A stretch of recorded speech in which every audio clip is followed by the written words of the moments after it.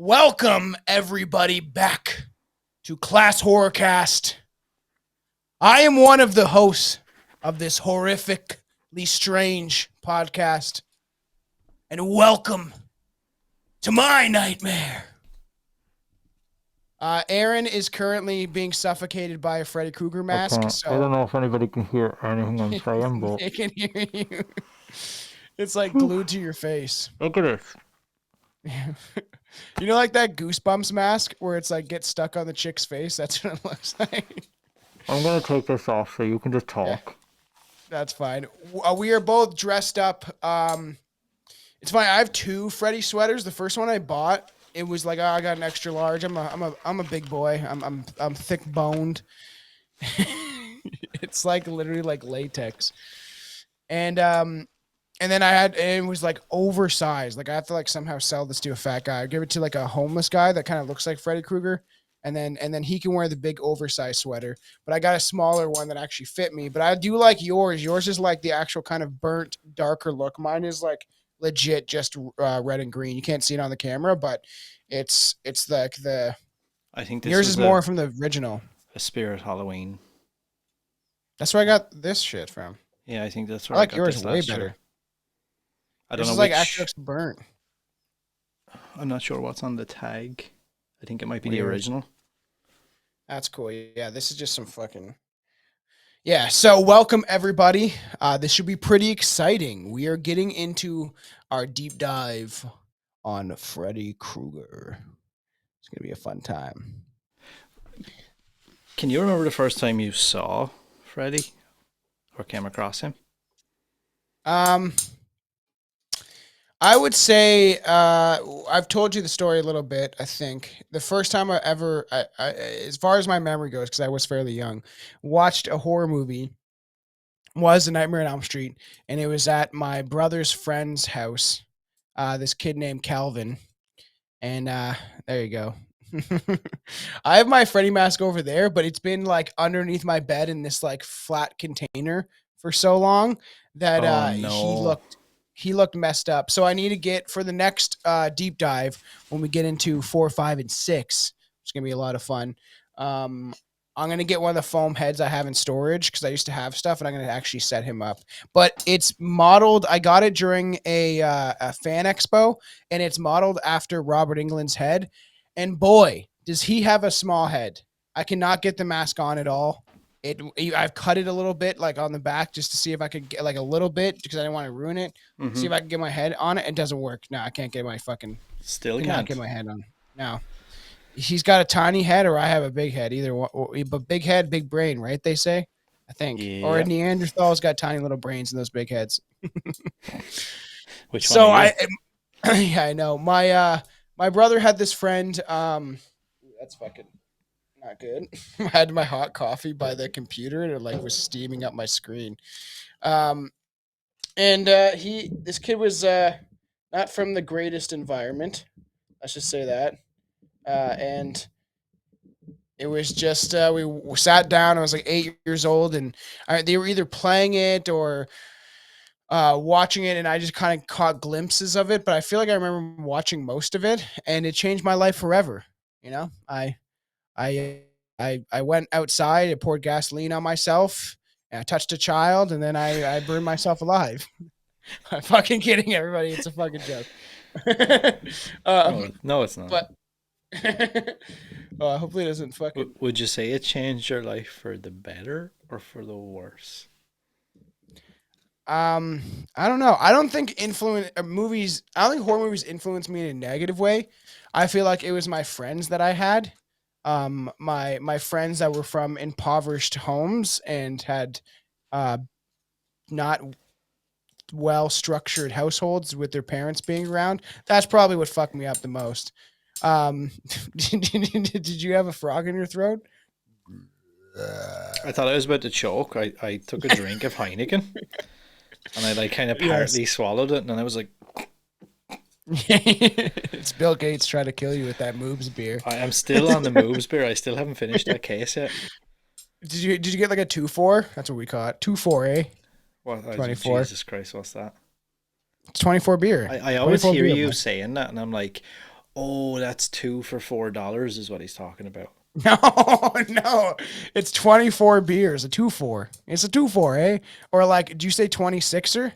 So for No. like the little bottles of booze, we call them Mickeys, like the little, and I know what you guys call a Mickey. And so it's a little bottle of booze, like kind of like a handheld one, not like the airplane bottles, but the one up from that. And then the next one, like 26 ounces, like the normal bottle of vodka or whiskey or whatever, like you I've had in my background before and stuff like that. That's a 20. We call it a 26er. No, so we I don't have know what you guys call that shit. so like there's say those little airplane bottles you're talking about. Yeah, Then the next one up from them we call a naggin. you call it a naggin. Yeah, Nagan, naggin. That's really weird. And then the next one up from that, it's like slightly bigger. It's called a Yeah. shoulder. A shoulder, weird. Yeah, and then like I don't know what the bigger ones you're talking about is called. I don't know. Yeah, then we need 40 ounce and then a 60 ounce, and then I don't understand why the smallest bottle other than the airplane bottle, the one up from that is called a Mickey. But then if you get into those like huge bottles that are like it will take you like a year to drink, those massive bottles, we call it a Texas Mickey. I don't know why. I'd have to look it up. Because Mickeys are bigger in Texas. I guess so. That would be so weird if I said that to somebody here. Oh, I'm just gonna go get a big Mickey. Yeah, Texas Mickey. I'm gonna get a couple of Mickeys, and they'd Just be like, I'm going. floating Just the go. pride Like, flag. yeah, I'm going to get a 2-4. I'm going to get a 2-4, eh? I was convinced that you meant like 2 cans for $4. No, 2-4. Oh yeah, because I did say that when I got the 2-4 of Keith's, Alexander Keith's, and you don't know an Alexander Keith. Sounds like a country singer. Like, what's he talking So about? I can't have beer. It is 10 a.m. when we're recording in Canada. So I have coffees surrounding me, and I have one of these delicious Italian orange drinks. They're so good, my favorite. So good. It's like I don't even know how to pronounce that. It's in Italian. It's like the whole thing is like Italian, and it's not in English at all, except for the word natural, which is not even in English. It's naturale. So Well, I'm doing mushrooms later, so I don't want to mix no shit till later. Gonna do some mushrooms. I can make it feel a little bit better, and because I've completely downgraded, so I'm on 0 alcohol. What? Yeah, 0 alcohol Heineken.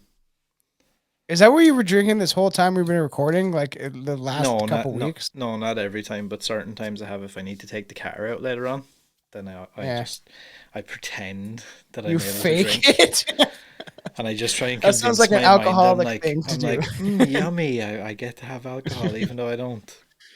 That's fucking funny. I did not know that. Wow. So I guess you're going out later, so you don't want you want to drive. Well, I have to pick the kiddo up later on, so I was like, Yeah. can't really drink and drive. Who has kids nowadays, man? I don't know. Boring. Especially on. Okay, we're not getting into that. Okay. So welcome everybody, as I said, to the show. You know. Welcome to my nightmare. This is going to be a fun deep dive. I'm sure, Aaron, you're going to bring us in. I have my thoughts written down about some of the movies when we get into that. But this is something that we're going to do for a big series is really do a big deep dive into some of these more famous films in the horror genre, especially slasher films are our favorite, our go-to. So this should be quite interesting. And I'm pretty, yeah. And the first time I'll just finish that thought finally is, I think like the first time, yeah, I was at like this kid's house and my brother knew. And I remember it kind of, the first one rewatching it, the first one was decently scary. Like even I sent you a video of me watching it. Like I actually compared to the other ones. And when we get the first one was actually pretty scary. I remember it kind of actually scaring me when I was a kid, but I'm telling all the audience out there, I'm probably one of the biggest Freddy Krueger fans, especially when I was younger. I love slasher films, always been my go-to, always been my main thing when I go back to horror movies. Like I will watch Nightmare on Elm Street over and over again before I even watch some of these new movies that I probably should try giving a chance. And I used to draw Freddy Krueger all the time when I was a little young lad. I would draw him on pieces of paper and stuff like that, cutting up bodies and some fun stuff that I used to draw when I was a young kid. I wish we could see young Tom's psycho drawings. Yeah, I might one day be able to find some. Maybe I try have to think where they would be, or if I threw them out, or if my mom has them. But I'd have to. I know that at one point I did have this like folder of all these drawings. That would be And then when I so got good. older, I started drawing like Charles Manson and stuff like that. So it changed into the real aspect of horror and crime and all that stuff, right? But I've always been a huge fan of Freddy Krueger. I have all my display of the stuff that I have. I have like this little guy. It's pretty fun. Doesn't it looks like him kind of, but it's like a NECA doll. But I have all my stuff on display. I've always really loved Freddy Krueger. And I've always liked him as a slasher villain because he talks. I don't know. He's got this Yeah. attitude about him. It's kind of funny. It's kind of lighthearted, and you kind of root for him in some regard. Most of the time, I want him on camera more often. You know? It's weird because I feel like without Robert Englund and like the way that character all came about and how he progressed through the franchise, I just don't feel like Yeah. that franchise would have been anything. I think it would have been hard, in the face of Halloween and um, Friday the 13th and some of these other slasher characters that don't speak. It would have been Yeah. hard, I think, to have another one become so successful if he didn't talk. I agree. Because it's just kind of I like, agree. that's just another guy with a mask who doesn't really have a Yeah, like personality per se. Jason and Michael and all of them that are even Leatherface. He just makes sorry the where's my the he just makes sounds. I Where need he's to like, get one of those. like fucking, that sound. I need Everyone to knows get that. one of those beeper things. Yeah, you could. That's what it's fun. We claim we're not censored, but then if Billy says stuff I don't like, I could just press the button and it cuts both of our mics out. You know what, right? Actually, no, I'm not even going to continue with that thought. No, No, that's not because we're what- talking about Freddy Krueger. Freddy Krueger, the child molesting rapist that burned alive in a boiler room. For some reason, he liked to hang out in. Do you know what, though, right? I think when I first ever came across Freddy Krueger, I don't think I actually seen the movie even. For me, Saw. my Saw. Don't think I ever saw the movie, seen the movie. Huh. keep going. Which one is correct now? Because I don't know if that's my Saw. Seen is Irish like yeah if I- degeneracy. yeah, like if I'm like talking to a friend. Yeah. Um I saws it with my own I eyes. can't even remember what I was talking about. Oh yeah, Freddy Krueger. I think the first time I ever came across him was probably in a video store and seeing like the artwork for. Yeah. I don't even remember which movies it was. There was probably multiple, but I remember Yeah, always going yeah. down to the horror section like and seeing like these different characters, and I remember he being quite a prominent one. I think they even had like a standee at one point, and I was always kind of like, I think equal parts like afraid because people used to be like, people would say, "Oh, Freddy Krueger and all those movies, oh, it's all scary," and there was like this mystery around him, but then at the same time, I was like, I kind of feel like he's kind of cool, and like I kind of want him to be my hero. Like he looks like he's quite trendy and cool at the time. Yeah, and I can agree, and it is really weird considering he is a child molester when you say that, and then we're children being like, I think this guy's cool. We would have been kidnapped into a van. If somebody was like in a really good Freddy Krueger costume, we would have both got molested. 100%. And then our parents probably wouldn't have found us and he wouldn't have been burnt alive. It wouldn't be the same. We would just be sex trafficked into the European sex trafficking ring. but like Probably. I agree though, because like Blockbuster was a big thing, or even just like we had one called Flicks, and it always had like more of the obscure horror movies like that. I don't know, maybe Blockbuster and more mainstream stuff wouldn't have. And then there was a convenience store that we had just down the street. We would rent tons of movies. There's always the newer ones. That's why I like this Flick store, because like they had like a lot of horror movies. So we would see the cover used to draw us in for sure when we were like me and my buddies. That was the very first thing that caught our eyes, and that's why we like rented that one movie I told you about, Sick, and it was like a clown on the cover, and it looked like it. The budget was like $300. I am like, in a way, there's times when I think about it, I'm a little bit annoyed that I wasn't, say, the age I am now back then in that era, solely just because I feel like that's like a lost art. The fact that, you know, they were able to sell these movies just on how cool the cover looked, and that became like a thing. And I suppose in the times of rentals and things like that, you know, we talked about this multiple times before. You know, Yeah. you go and rent a tape, like you're committed to that movie. So even if Yeah, it's I know. trash, like you're gonna see it through till the end at least once. You know how many movies I choose, and my significant other, my girlfriend, fiance, whatever, she constantly, I'm like, oh, we should watch this movie. Then we watch it, just like Skin and Marink, and then I'm like halfway fucking, I'm like I don't know, 20 minutes in, half an hour in, I'm like, fuck this shit. Yep. It can't keep my attention.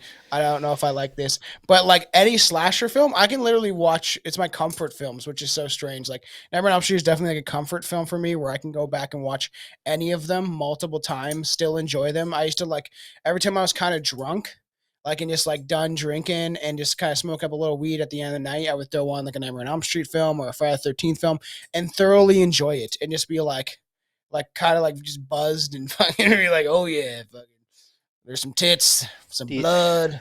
do you think if we had the movies we get nowadays, but it was back in that era, do you think Yeah. that do you think it's the quality of the movies or the subject of the movies or the fact that we've literally got like 8,000 different streaming platforms and like it's And like the streaming impossible? platforms is the problem, because then you can't find what you actually kind of like sometimes. Then you give things try, and like I tried to watch the new Ant-Man movie. I was not impressed at all. Terrible. Yeah, Terrible.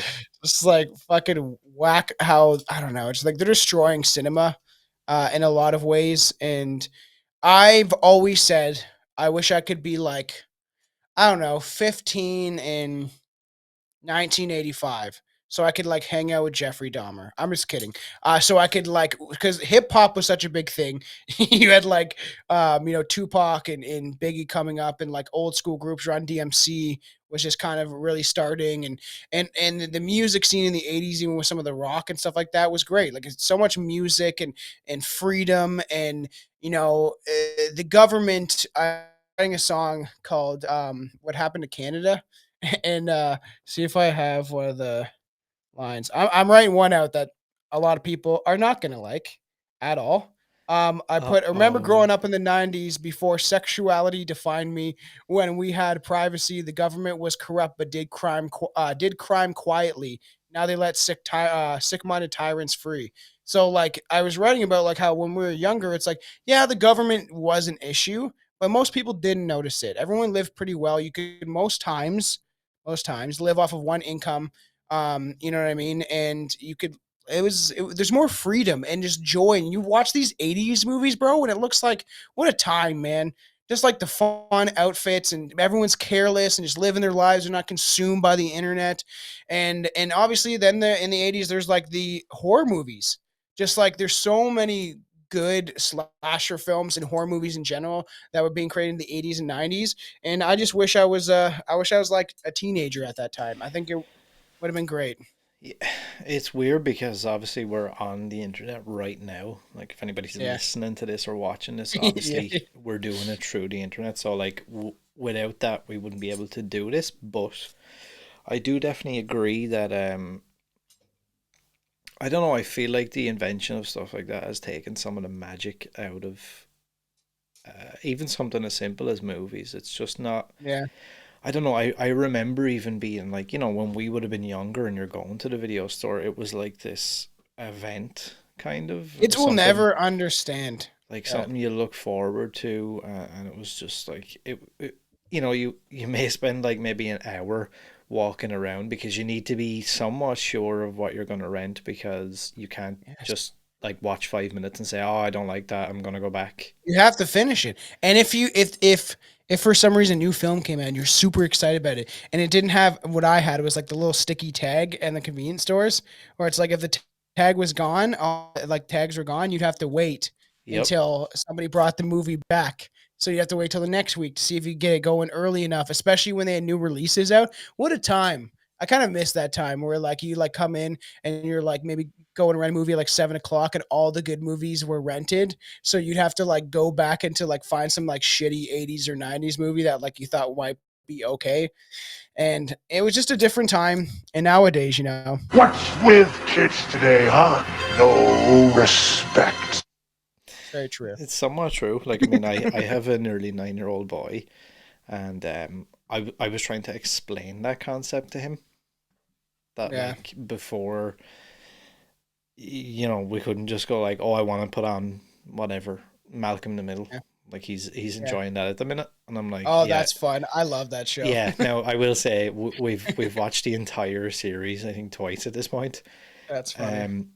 But it was something I remember enjoying as a kid. But I was trying to explain to him Yeah. when that was like a thing. I was like, if I wasn't like, I don't know, home from school or whatever it was at the time, and I missed that episode, like I couldn't just go click Yeah. And go back. and go back. Like I had missed that episode. I was like, well, gotta get the TV guide whenever it's on again. I can see it.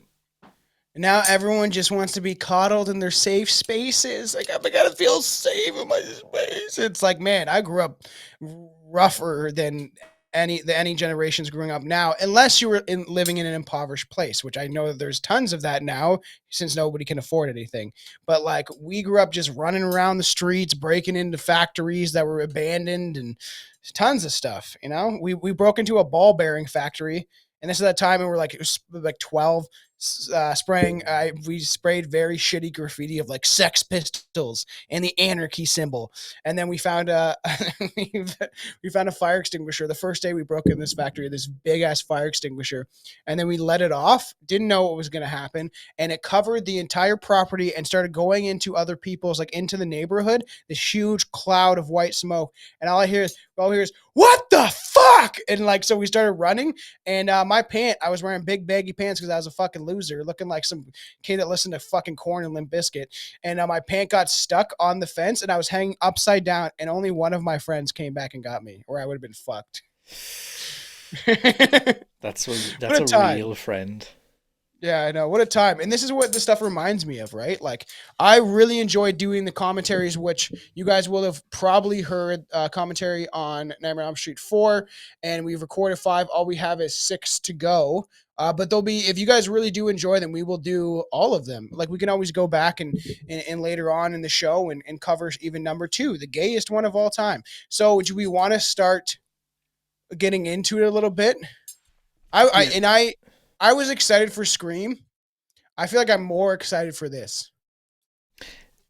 Yeah, I felt like when Scream came around, I was like, I don't know if there's gonna be another deep dive that we're gonna do that I'm gonna maybe care about as much. Mm-hmm. But then when we started to toy with the idea of this and the closer it got, I was like, wait, actually, I think I might prefer Nightmare on Elm Street more than I do Scream. I love Scream. Always will. One of my favorite horror movies. That's I was a kid, and I've said this story before. My mom took away my horror movies because she thinks it was mentally damaging me, which I don't know, could be true. Ooh. So I lost all my VHS tapes that I collected when I was like younger and stuff like that. No idea what she did with them. She probably did what those parents did during like Detroit Rock City and just like burn them outside, and like, all the other parents are clapping while they're smoking cigarettes and drinking brandy and stuff. Just like Nancy's mom, how she's like psychotic and is constantly like drinking and stuff to like numb her pain of killing a child molester that molested all the kids, I guess, in the neighborhood. Her guilt, but it's like, why you feel guilty, bro? Yeah, it's such a there's some weird characters. Take that approach throughout more this often, franchise. maybe. I suppose we'll jump in straight away to the original. So, A Nightmare on Elm Street is a classic horror film released in 1984, directed by Wes Craven. It became a highly successful franchise and is considered one of the most influential horror movies of all time. So we have some basic information. Release date November 9th, 1984. A runtime of 91 minutes. Produced by New Line Cinema. Distributed by New Line. For a budget of 1.8 million, which I would have said was that kind of hefty back in the 80s? 1.8 million. Seems like it. That Um, seems like a pretty decent budget. But if you yeah. look at like when we talk about the effects and stuff, it's pretty good. Box office return of $57 million, which That's is pretty good. probably really good at the Very good. time. So yeah, to give a kind of a, I guess, a basic outline of the plot, the film follows a group of teenagers living on Elm Street who are haunted in their dreams by a disfigured serial killer named Freddy Krueger. Freddy has the ability to kill his victims in their dreams, leading to their deaths in the real world. As the teenagers try to stay awake to avoid him, they discover the dark secrets of their pasts and uncover the truth behind his real existence.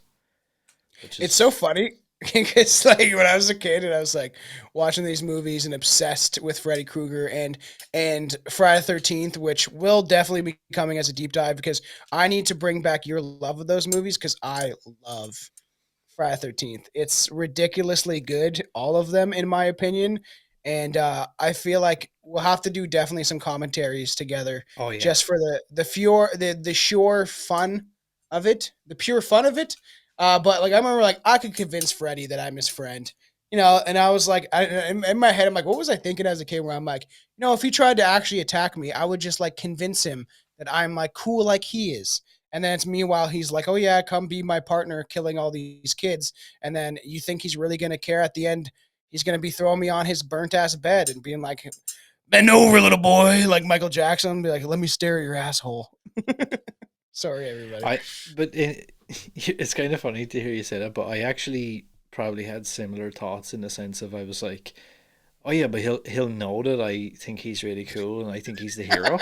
So stupid. So like it'll be fine if he ever like comes across me. I'll be like, "Hey, bro, I like all your stuff, man." I was like, Like so how bad. you murder those children. It's like so So fucking so stupid. Like, strange. Oh um, man. some of the main cast, Heather Langenkamp plays Nancy Thompson, who's obviously like the big final girl of the whole thing. Yeah. Robert Englund as Freddy Krueger, John Saxton as Lieutenant Donald Thompson, Johnny Depp That's as pretty good. Glenn. Yeah, Glenn, Um, bro. Glenda, his Ronnie first role. Blakely as Marge Thompson. It's a really weird character, but um, yeah, I had written some stuff out about like I guess the legacy of Nightmare on Elm Street. I mean it was such a, looking back now, I guess it was so influential in the genre and in film, I guess in general. Like you had Yeah. so many sequels, a TV series, comic books, video games, the remake in 2010.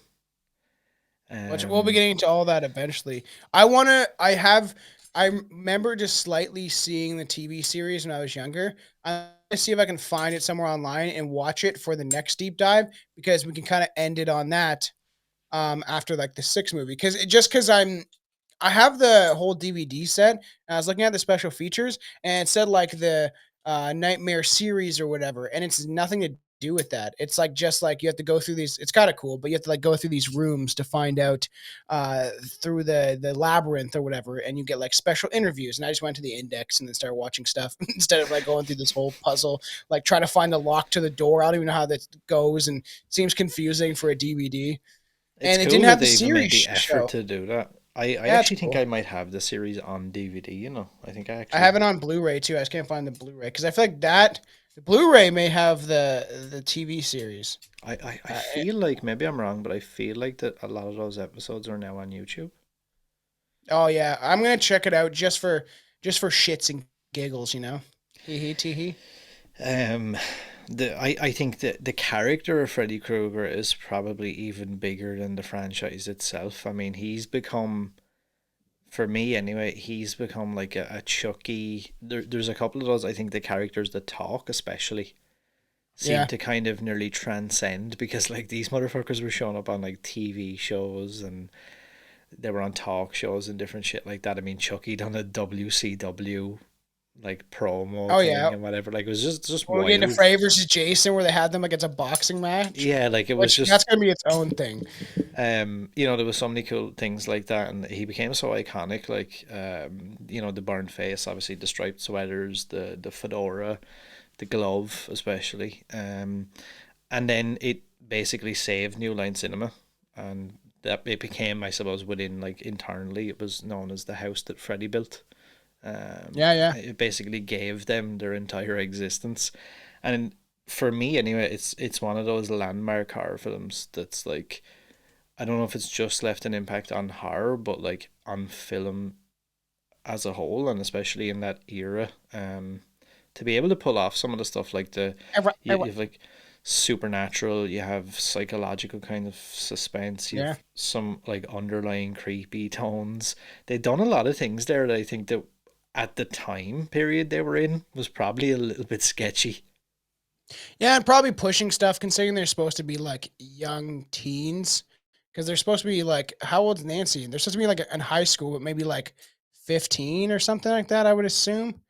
And I feel like they're probably pushing the envelope on some stuff, and it could have been worse though. And I feel like they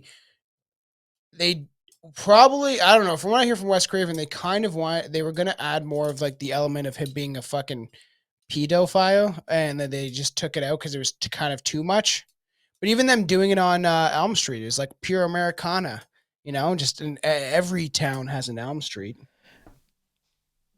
And I feel like he's mentioned that multiple times as well in interviews about he always kind of wanted to bring back that element of him being like some kind of child molester or whatever, but it never really happened. Yeah, which we've talked about that we're gonna make a short film. We're gonna hire an actual. Just kidding. Release him from jail for a fucking week, and he can film with us. But like even Kennedy, who was shot on Elm Street, very strange. Do you want to hear some of the taglines for the movie? Okay, yeah. I'm going to give you some, right, and I want you to pick your favorite out of all of these. I want you to pick your best, and I want you to pick your worst. Okay. All right. So we have, she is the only one who can stop it. If she fails, nobody survives. It's pretty bad, in fairness. Sounds a little weird. If Nancy doesn't wake up screaming, she won't wake up at all. That's the more famous one. Yeah. The kids of Elm Street don't know it yet, but something is coming to get them in their dreams. It's pretty generic. Sounds a little dirty, in my opinion. Yeah. A little dirty. A scream that wakes you up might be your own. Okay. By your finger in yourself? You won't be sleeping alone. That's a little creepy. A lot of these are just like kind of creepy, like. Whatever you do, don't fall asleep or you'll meet the terrifying Freddy. That's lackluster. A lot of them are actually, I thought they were going to be better. Yeah, they're not that great. Every town has an Elm Street. Yes, it does. I will say he's coming in your dreams or something, whatever that one was. I like that one.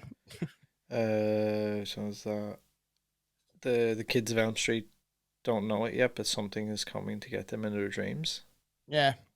Anyway, it's spelled with a C-U-M, right? Yeah. Coming as in like coming, like make the white stuff. The last one you said was definitely the worst. Whatever you do, don't fall asleep or you'll meet the terrifying Freddy. Yeah, it's just not thought out well. You know what I mean? Especially for like a non-established character at that point. Like Freddy Krueger wasn't this big established character either, so it was just kind of like who the fuck's that guy? Yeah, like that's like, you could put any name there. It's like, oh, you'll meet the terrifying John. Yeah, I know, exactly. And it's funny because like even when I was watching the first one in the credits, I kind of said that it was like it says Robert Englund as Fred Krueger, and then I'm sure in every other film it was as Freddy and you want to get into Wes Craven, because unless you want me to tackle that, because Wes Craven, like where he got his inspiration for Freddy Yeah, is no, go is ahead. fairly interesting. So according to him, at least the look of him is Wes Craven was a young boy, and he lived in like an apartment building, and heard some scuffling around outside, and then looked out his window and saw this man standing there, and then almost like the guy knew that he was there, looked at the window and stared at Wes as a little boy. And then Wes kind of backed up, scared shitless, I'm sure, and waited. And he said he counted to like 100 or 200. He can't remember. He's like, he just waiting. And then when he went back, the guy was still standing there. How creepy is that? And then as he was walking away, the guy was consistently watching Wes and like looking back, almost side eyeing him. Which is And he saw fucking him weird. go so crazy. And he was dressed like what we would think Krueger is dressed like, with this weird cowboy kind of hat. Not really a fedora, but I don't know what you'd call this hat that I'm wearing, not gonna lie. And he put his ear against the door and heard like the apartment door closing, like as the guy came in, and then he woke everybody up, and his brother got up with a baseball bat and went looking for the guy, I guess, and like scared the whole house.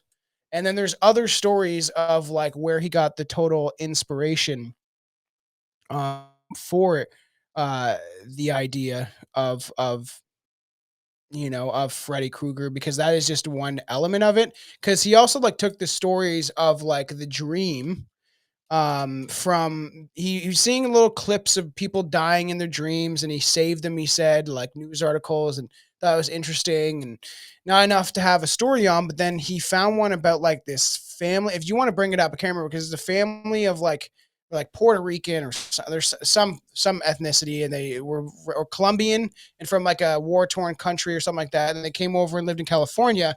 And because of what the boy saw, he was like traumatized, and then he just couldn't sleep. And then do you have it? Can you Um, up at all? Because he kept like a coffee pot in his he kept a coffee pot in his closet, and like wouldn't sleep, and like obviously at one point was like, I can't sleep anymore or I'm gonna have these terrifying nightmares. And then eventually he died of a heart attack, or not even a heart attack, because even according to the story is when he died in his sleep, and the parents had an autopsy done, and they can't explain how this kid died.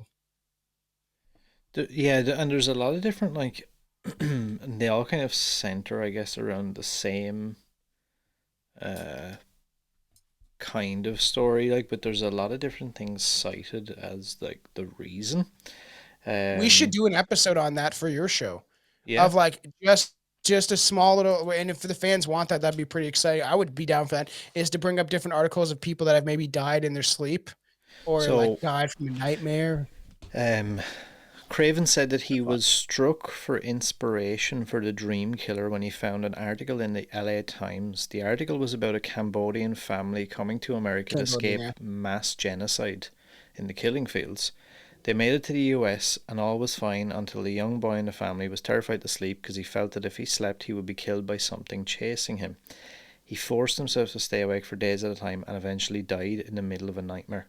This became the basis for the movie, but it also wasn't the only article that he said he saw during his research. There were 3 other articles about unexplained deaths of those from the same region in Cambodia. None of the articles connected the deaths together, even though they were all eerily similar. The last of the men dying in their sleep was found, this is the one you were talking about, was found with a Mr. Coffee maker in his closet and discarded Mr. sleeping Coffee. pills that he never took. This isn't the first case of Southeast Asia refugees dying in their sleep, however. Many young men of the country were falling asleep to their deaths due to a fatal ailment. This was eventually named sudden unexplained nocturnal death syndrome. The ailment affected young men between 20 and 30 from a certain ethnic group who were persecuted in Cambodia after they were recruited by the CIA and agreed to fight in the North Vietnamese in the Vietnam War. between 1978 and 1981, there were 13 nocturnal deaths from the very same region. Weird, man. During the year 1981, 26 men died from the same reason. Many victims were found dead, but if medics arrived in time, the men were found with their hearts contracting obscenely fast. See, and I'm going to bring a little bit of the strange brew into this, but I don't know. It's very weird and coincidental, and I do believe in dark forces and energies. And when I came back from Cuba, everybody go listen to the Shadow People episode on Strange Brew. You might get offended. Me and Billy do make fun of indigenous names a little bit. It was just kidding around. We got a bad review for doing that. Someone's like, "I'm so excited to listen to the Shadow People episode. I didn't like how you said this or that." And it's just like it's dark humor. We're kidding around. That's the whole point of the show. And we also have an episode about the Hat Man coming out fairly soon. That it was Shane from Inquires of Reality, which should be fun for the fans. But I don't know. When I went to Cuba and I had this traumatic experience, and then it led to me seeing Shadow People, and one of the most frightening experiences I've ever had in my entire life. It felt like something followed me home. That's what it felt like. It felt like there was this negative energy in Cuba, especially on the last night when the whole chaos broke out. My friend drank too much and you guys balls grabbed by Russians. It's a fun story, so go back and listen to the Shadow People episode. But it literally felt like something followed me from Cuba and then plagued my life for a while. And I would have like nightmares. And the house where I lived at was on this street called 13 Bailey. And it was like the fact that our house is named 13. There's always dark energy surrounding that house for years.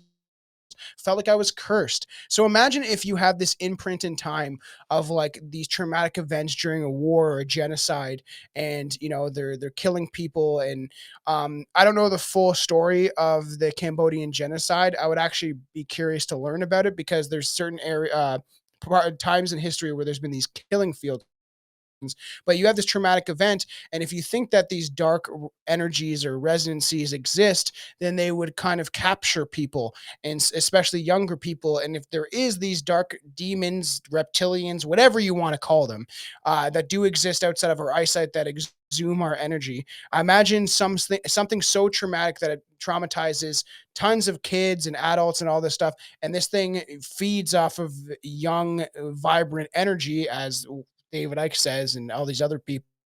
So imagine all that stuff happens, and then this thing follows, or these energies follow certain people and actually use their energy because they are so scared.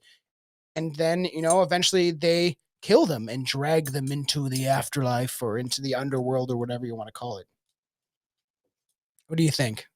I mean, a lot of times I don't even like thinking about that stuff because I'm like, part of me is like, am I like inviting things in? So I don't really know where, like. Hey, I spent a lot of time playing the Ouija board, and I feel like that also cursed me. Like, I don't want to say one way or the other, but like, I feel like there's enough of it there for me to be like, oh, don't even want to get involved. Yeah, and that's why I've definitely felt the darkness. The darkness, you merely adopted it. I was born in it. Played the Ouija board for it, or whatever, right? So and I will probably attempt to use the Ouija board again in a haunted location while we're filming stuff. And I think because my energy is different, and because I consume magic mushrooms, which allows you to see and stuff.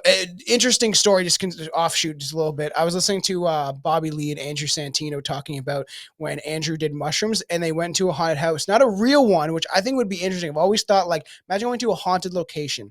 Like, we had this old hotel that people have supposedly caught like paranormal events at in this town over that I kind of grew up in. I said to Billy, I was like, we should rent a room one night, get out the Ouija board and maybe the spirit box, and try to attempt to call something. But I couldn't imagine being on mushrooms because you're on a different frequency. So you could see things that you think are real, but I've never hallucinated in that way. But they're saying how they went to like a haunted house. And meanwhile, like, he's like scared shitless. Everyone's around him. Like, and he's like, these chicks are like grabbing onto him. And I'm like, I would never in a million years do mushrooms to go through a fucking, like a haunted attraction. Oof. That sounds like torture, to be honest. And it's just weird because I don't know. Part of me like thinks that there's something about this, and we can talk about it. I think it would be fun to do it almost like on for your show because it's connected to like the real story of these movies. But I'm sure there's people out there that are maybe listening right now that have had weird experiences, felt weird energy, seen some weird saws. I saw it. I saw it. Saw some weird shit. You know what I mean? So like I don't know. It's kind of and I feel like when I hear Wes Craven talk about this stuff, it's almost like he was influenced to do these movies. Like something was pushing him to create this. I don't know. Maybe that's just my own thoughts, but When you think of some of the stuff that he has created as well, kind know. of wild. well, look at John Carpenter with like They Live. He knew some shit, bro. And we'll eventually, we definitely have to talk about that. Sure, that's one of my favorite movies of all time. And there's, I don't know. It's very weird how people can come to some conclusions and create some cinema that seems very related to the stuff that is going on in the world. You know, very strange. Yeah, and especially back then, like it's so long ago now. Um, I Do you did know have that? what are you gonna say? I was gonna say that the name Freddy was based on a bully that beat up Wes Craven. Yep. And I think that also appeared in Last House on the Left as well. There was a character called Fred, and I've seen that movie once, and there was that's all another right. character called Krug. Oh, interesting. Really? Yeah, and then he that's where that came from. That must What? be I did weird not know that. to be that dude, and like if he's still alive, or I'm assuming he Yeah. was alive at some point, and to hear this Wes Craven guy who's now like a multi-million-dollar Hollywood director with all these famous, like literally historic movies, and Yeah. like he's going like, oh yeah, this dickhead who used to bully me is the fucking Because his dad was beating him and molesting him, so he was lashing out, like, because that's what most times would. if that was you, would you try and monetize that and be like, hey, I'm the original Freddy Krueger? Maybe nowadays, especially people probably would. But it's interesting too, because like even that name Krueger, you hear it sometimes. It's not often. But when I see someone with the last name Krueger, I'm like, ooh, cool. That'd be cool. Yeah, I'd name my kid Freddy just for the fuck of it, you know? yeah. Why not? Yeah, I did have a little bit more actually. I didn't realize about that whole idea of how we came up with it. Obviously, we talked about this particular area in Cambodia. These people had come over, um, and the whole reason that all happened. I started to kind of dig into the background of that. So they came to the US to escape the reign of the former Cambodian prime minister, who it's funny actually we might actually dive into this maybe on your show because I thought he was quite an interesting character. He was responsible for one of the most brutal and devastating genocides in history during his time in power, leading to the death of between 1.7 and 2.5 million people. He wiped out Holy one shit. quarter of the entire population of Cambodia within 12 months. Is there a reason why he did that? I guess we'll find out if we do it. Yeah, like there's like I read way more about it and I listened to a couple of podcasts and documentaries. This dude was wild, and some of his like stuff that he used to do to like torture people and shit was just fucking. I don't know how I've never heard of him before, but Me neither. apparently- Can sing all the stuff that I look into. apparently that was another like kind of thing that they were looking at tying into it. These people that moved to the States within 12 months of within 12 to 18 months of being in the States, 3 men had died in basically the exact same way, but in completely unrelated circumstances. So like they didn't have anything to do with each other, they didn't know each other, but like they found that they were from the same region. Autopsy results revealed that they had not died from heart failure, but simply just died while in the middle of a nightmare or dream. Medical authorities have since called the phenomenon Asian death syndrome, a variant of sudden unexpected death syndrome. Weird. China. That's all you're gonna say. Asian death syndrome. I can't do a good Trump, but that's what it reminds me Yeah, of. it does actually. It is fucking weird because, like, I don't know. I've done a lot of research into the astral world, and I'm sure if we ever talk about Insidious, like, I'll get into it a little bit more. But like, it is kind of crazy. Imagine like dying in your dreams. I've heard stories about people that die have a heart attack, get hit by a car, whatever, crash their car, and then they don't realize that they're dead. And I've heard this from psychics and stuff like that, and different stories of people that are able to tap into that realm supposedly. And you're in the middle of a dream and then you die. And imagine you feel like you're stuck in that dream state and for however long till you maybe realize. Because I feel like I've said this before on the show that like once you like reach the astral world, you might not even know that you're dead because you're in so much shock. And then I've heard stories of people like that are dead trying to talk to like people around them that are still alive, but they don't know that they're dead. Like crazy stories. So imagine if you're in a dream and then you die within your dream and then you think you're still in the dream state and you just like never can wake up. The final sleep. Yeah.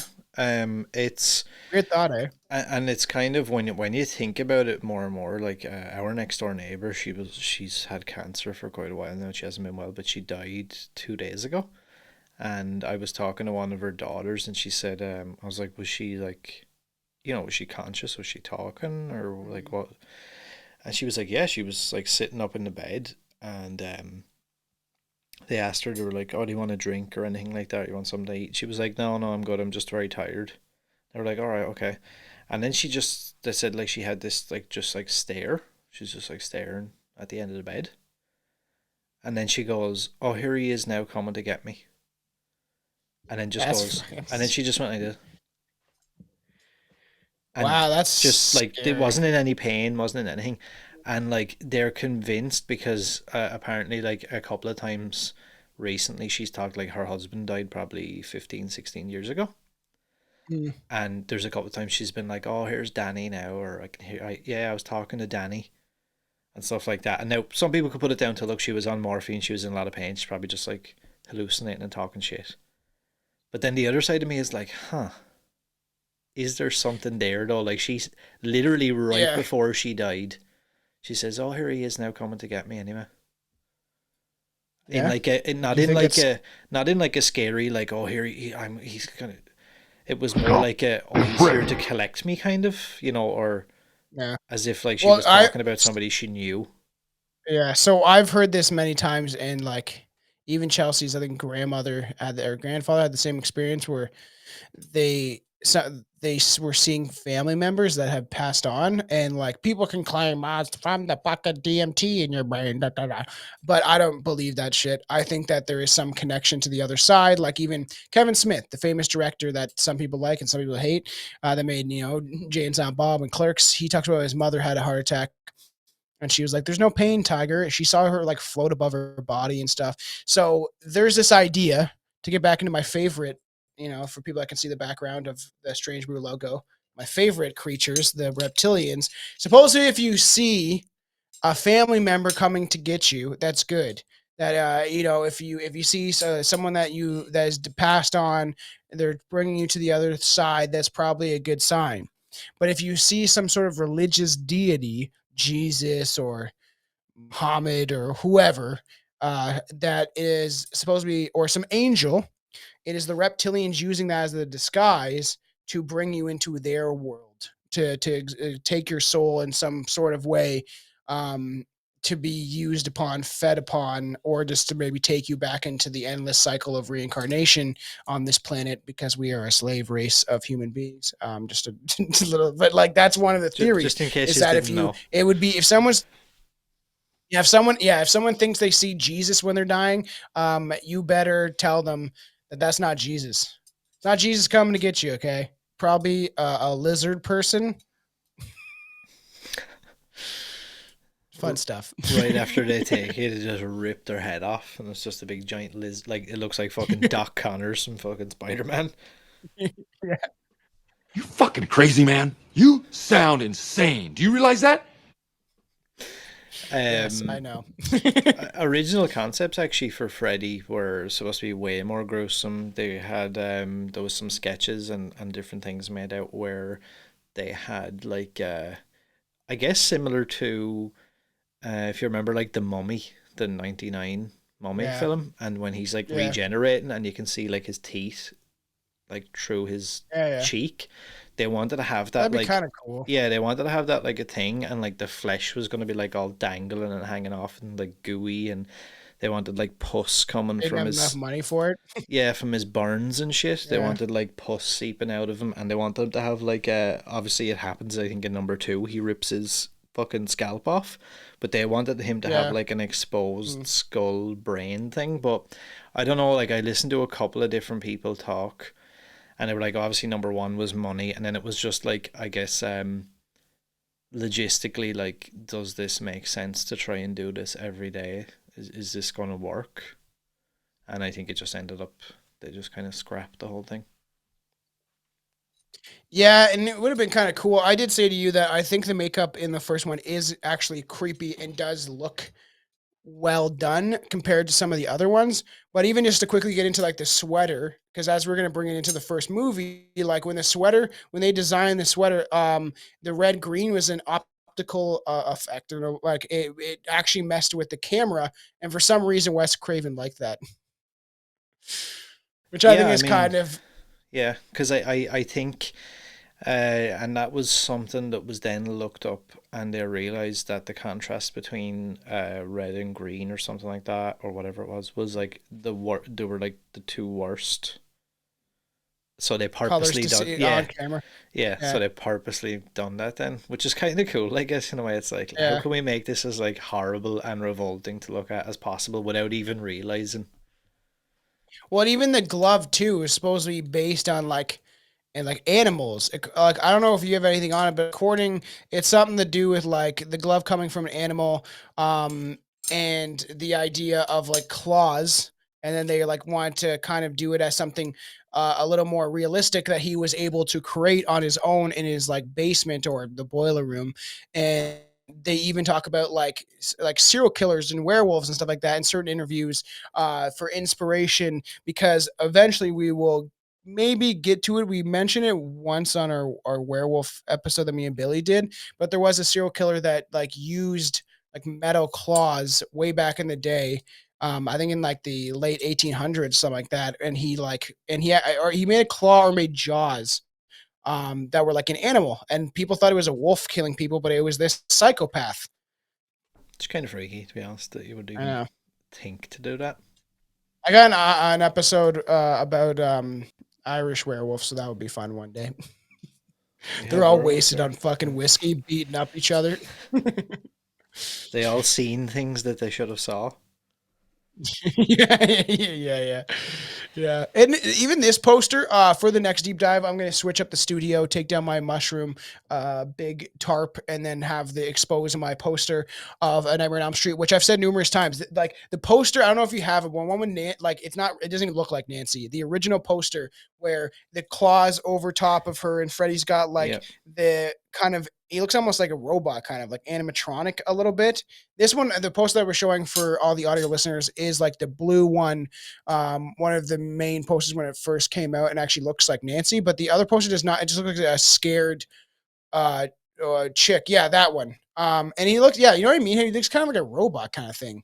Mm-hmm. And Yeah, it's weird looking. weird. Look at that fucking. Is that an Asian one? What is with that fucking one at the bottom? Doesn't even look like her at all. I know, yeah. Even the other one doesn't. I just I've tried never to seen find that like one. some fucking random weird ones. Like that's why people need to check out the video aspect of this as well, because we will be showing some like strange It'll stuff. be on both of our channels, so check out Yeah. like First Class Horror.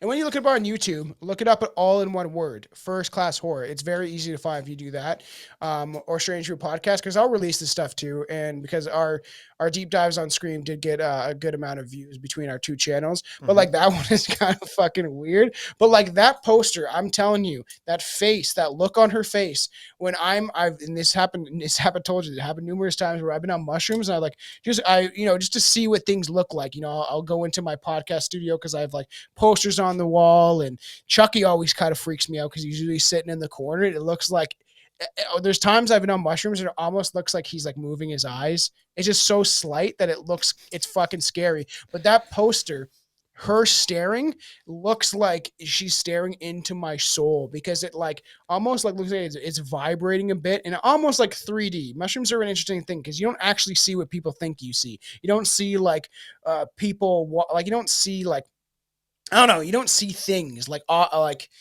so hard to explain for someone that's never experienced mushrooms, but you see like 3D translucent like patterns is the best way I would describe it. And then things seem to have like a vibration, like it pops out a little more. They have different colors to them, and that poster always like I one day I stared at it and I was like, whoa, enough of that, because it looked like she was staring into my soul. And even like the look of him at the top of it, I always stare at that and I'm Yeah, like, I can't even really make weird. out. I'm like, where's his head or like what? It's like his I don't even know glove, but why. it's like where's his face or what And the part of him? glove is not the way that they have it in the movie, and it's like this is obviously the first interpretation and it's the most famous poster, and it's just like it doesn't even look like him. You know what I mean? Like I don't even It's know what weird, it's man. supposed to. It's very weird. Yeah, I just want to say that poster always freaked me out. I'll have it in display on the next deep dive. But this is I don't know, this movie like changed the horror game, and like I love the original. It was creepy, and I remember like actually sitting down and watching it probably with my buddy Austin that I've mentioned before. He's the one I always watched horror movies with when we were young. And I don't know, there's something like I just love it was creepy, and I have my thoughts written out, but if you want to get into like um the details of the film, the more there's a word that I'm looking for. I just can't fucking think of it. Yeah, like I mean, to talk about I guess Freddy another bit. I had the stuff about his makeup and how they wanted him to look. I was listening Yeah. to the commentary track for the first movie on the DVD box set, and Yeah. Robert Englund said that he based Freddy's physicality on Klaus Kinski's performance in Nosferatu from 1979. In his Oh yeah, opinion, I the remember hearing the that. backstory for Freddy came from a childhood experience. On Valentine's Day in school, everyone made cards for each other, but there was one boy who didn't receive anything. Robert Englund theorized that this boy went on to become Freddy Krueger. Just kind of fucking weird and random. That's really weird. That's just like I his would have. internal, like nobody told him that that was an Yeah. experience that he had, and it was just like this internal, like, imagine that kid went on to turn out to be like this. I'm kind of excited to do number 6. People may not like it. I've always enjoyed it. The makeup could have been better. There's some very fun scenes in that film, but when you have who's that freak that plays his father, makes all that loud music that the parents in the '80s could not stand. God, I can't think of this. Uh, oh, Um, it's gonna bother me, man. Who is that? What's that douchebag's name? Someone's screaming at the radio right now. Radio? What's that? um. Oh, this is gonna bother me. I can see his face in my head. Alice Cooper. God, I had to think of Alice in Chains first, and I was like, that's not it. Alice Cooper. When Alice Cooper plays his father, and you like, and he beats him, and stuff like that. And we'll get into it when we discuss the second deep dive. But like, it kind of showed like if Freddy is this if he's this molesting monster man, that you would think that it was because he was molested and tortured and beat and stuff like that. That usually produces serial killers in some cases. Obviously, not like people like Ted Bundy and all that stuff. Which who knows if he was possessed by some sort of evil demonic force? But it is kind of, you would think Freddy Krueger as a character, if he was a real person, would have probably been physically and verbally and mentally abused as a child, and then it caused him to whoever his dad, his parents, or whatever created a monster out of him because of their own mental health. You know what I mean?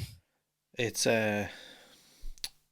it's something I think that's like it has untapped potential as well. Still, Yeah. that aspect of the backstory or the origin there, I think there's a lot of fun things that you could potentially do with that. I wouldn't be surprised. If Eh, Blumhouse fucking tries to do it and then destroys it and makes it I awful, swear to God, if they get their hands on fucking Nightmare on Elm Street, I'm gonna kill myself. I don't know. Fuck, man. Um, Unalive yourself. the get blocked from YouTube and everything. Yeah. Then like to touch on what you were saying, in that commentary as well, Craven talks about the colors for the sweater was actually Yeah. originally red and yellow, and That would be weird. Yeah, the Like original, McDonald's, man. the Ba, original ba, one that ba, they had ba, made ba, I'm molesting you. was fucking red and yellow, and then like you said, I think they had another one that was red and green, and after they tested them, they realized that the red and green was kind of like off-putting and weird, and then they looked more into it, and Yeah. apparently there was a study done by scientificamerica.com, and they had said like that when they look back, those two colors are like apparently like the worst to have like contrasting with each other on like a film camera. It's Um, kind of funny.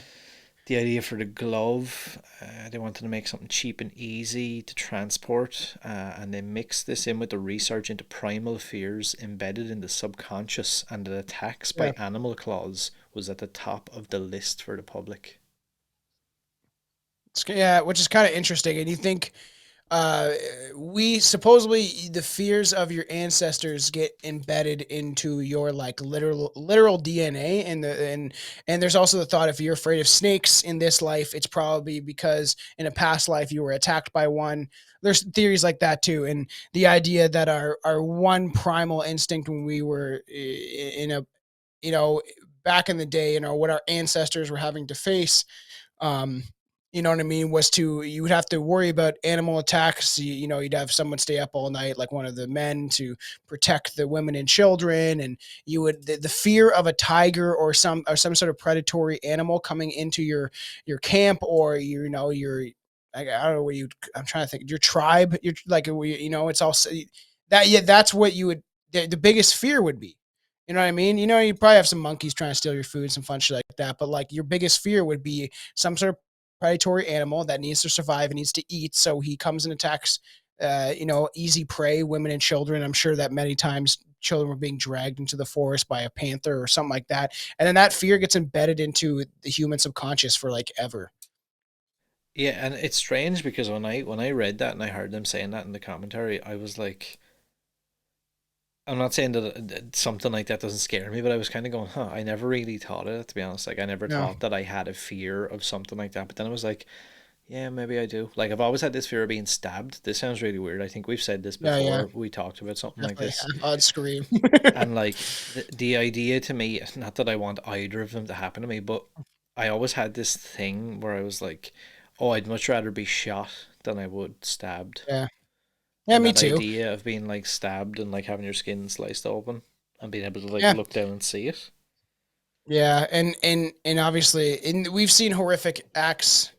And because we both have done deep dives into serial killers, of that idea of like them doing it for pleasure. Meanwhile, the victim is dying in a very grotesque way, and the idea of like a blade puncturing your flesh, like this vessel, this body that we have with all the different organs and things, and how even a little cut can fucking hurt on your finger. So I couldn't imagine even being slashed up by very sharp razor claws, and being attacked by an animal. Everyone thinks they can survive, but that's not necessarily true. Billy claimed that he thinks he could fuck up a monkey.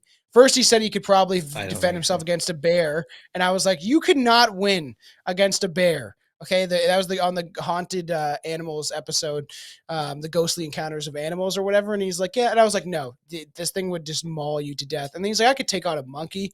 I was like, "You know how strong like even like orangutans and chimpanzees are? Like they So can I like tear was your arms out of their sockets." this is a good few years ago. I was pretty young at the time. I was in a place it's like at the I think is it the southern tip between like where Spain meets Africa. Okay. It's a place called, I think it's actually um it's run by the United Kingdom, as far as I'm aware. It's Gibraltar, and they have like Yeah.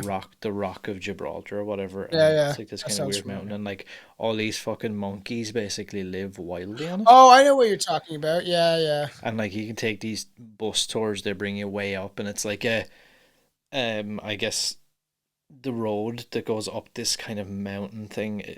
It only has room for like one of these shitty little buses at a Yeah. time. But we Yeah, get up there man. anyway, and like part of the tour is like, they give you fucking peanuts or like bags of fucking stuff, and they're like, oh, you give them to the monkeys, feed the monkeys, and get your photographs, and it's all great and lovely. But then they So also you're tell you, dragged off. yeah, but then they also tell you, be careful, don't let your kids get like all the adults need to keep them. Don't give them to your kids. Don't don't mess with like stuff in your pockets. Don't try and open the bags, hiding them and stuff like that, because they'll pick up on it and freak out. Look after your possessions, this, that, and the other, a whole load of fucking things. But obviously, like, you're there, like, and a lot of those dudes are just like, whatever, just go off and fucking do whatever you want. I don't care. And the monkey rips off their dick. so like at one point, right, I have a bag of peanuts in my shorts in the pocket, and what I'm trying to do is, Bag of penis? as other people are like, I put it around to the front. I'm like, here, suck this. As other people are like feeding these monkeys and whatever, I think I'm being clever, and I'm like, oh yeah, I'll just put my hand in my pocket and I'll open the bag of peanuts in my pocket, and like they won't figure it out, and then I'll take them out of my pocket and it'll be fine. But obviously one of these monkeys was like, dumb motherfucker, I can hear that. So he starts walking towards me on two legs. I'm like, weird. And I'm like, it's fine. He's not like doing anything crazy. He's just coming towards me. So I'm like, I have enough time to open this. It'll be fine. And then he gets like really close to me, and he jumps up on me. Right, he grabs into my chest with his fucking, I don't know, his fucking things, and then his fucking feet are like grabbing like my hip bones kind of at the front. Weird. And this motherfucker's screaming in my face, like he's like here. Wow. Screaming. And I end up like, I take the bag of peanuts out, they're like not even open properly or anything, and I just in panic, like I kind of throw it, and it hits him in the head and bounces off. And then like the guide has to, it's just like he's probably dealing with all the time. This dude just comes over with a fucking, it looks like an umbrella, but with no umbrella. It has like, it's like a stick with like this hook thing at the top. The dude just comes up and just like grabs it around his neck and just goes, yoink. And like he was like, oh, it's all casual and cool. But dude, I remember like I was only like 13, maybe at the time, 14. I shit my pants. Crazy. And I had like these fucking marks from his fucking his claws hands or fucking nails, whatever the fuck it was. But that, and like these were like small enough monkeys, and like from that day I was like, I don't believe when people say, I beat the shit out of a monkey. It's like, okay, maybe if the monkey was like this fucking size or something, but like if it's any way like big at all, he's just gonna like, it's like that chick who had her, did she have her fucking face and her hands eaten or some shit? Yeah, I was telling Billy, eventually I want to do an episode about like 911 calls, and I want to bring that one into the episode just because like it is such a crazy case of this monkey's attacking my friend, and it's like tearing her fucking face off and stuff, and like, and you think they're your pets until they like we said on the ghostly animal episode, is they molest your daughter. Because like even scary. like or they kidnap kids and they either eat them or they think that they're a baby also. Like I know that there's stories of monkeys that have kidnapped babies and then think that they're like a monkey baby and trying to raise it. And then you have Mowgli coming out of the woodwork just in the forest. Freaky. Crazy. Or they'd probably most likely tear him to shreds and then eat the baby. So crazy. So back to Freddy Krueger. How do we get and the Lester. No, monkeys. Spending fucking 5 minutes talking about monkeys. Did you know actually in this first movie that the words Elm Street aren't said at all? Really? Yeah. Weird. We see the Elm Street sign and stuff, but nobody actually specifically says Elm Street. I do like the intro scene of him like making the glove. Rewatching, I was like, that's like, I've always liked that part of it where it's kind of creepy, and that was a good element that they added of him creating the razor glove, because I feel like every serial killer has their like weapon, or not serial killer, but every slasher killer always has their weapons. Jason has a bunch of different ones, but his main thing is the machete. Everyone's always had one, but like for creativity, I'm gonna say that Freddy Krueger probably has the best weapon when it comes to creativity. Oh, 100%, yeah. Because everyone like these, Michael Myers has a fucking kitchen knife, cool. Like, I could pick up a kitchen knife and put it in someone else's hand and it's like the same, it's just the same thing. But like you only know the razor fingers, the razor claws from our friend Freddy. Come to Freddy.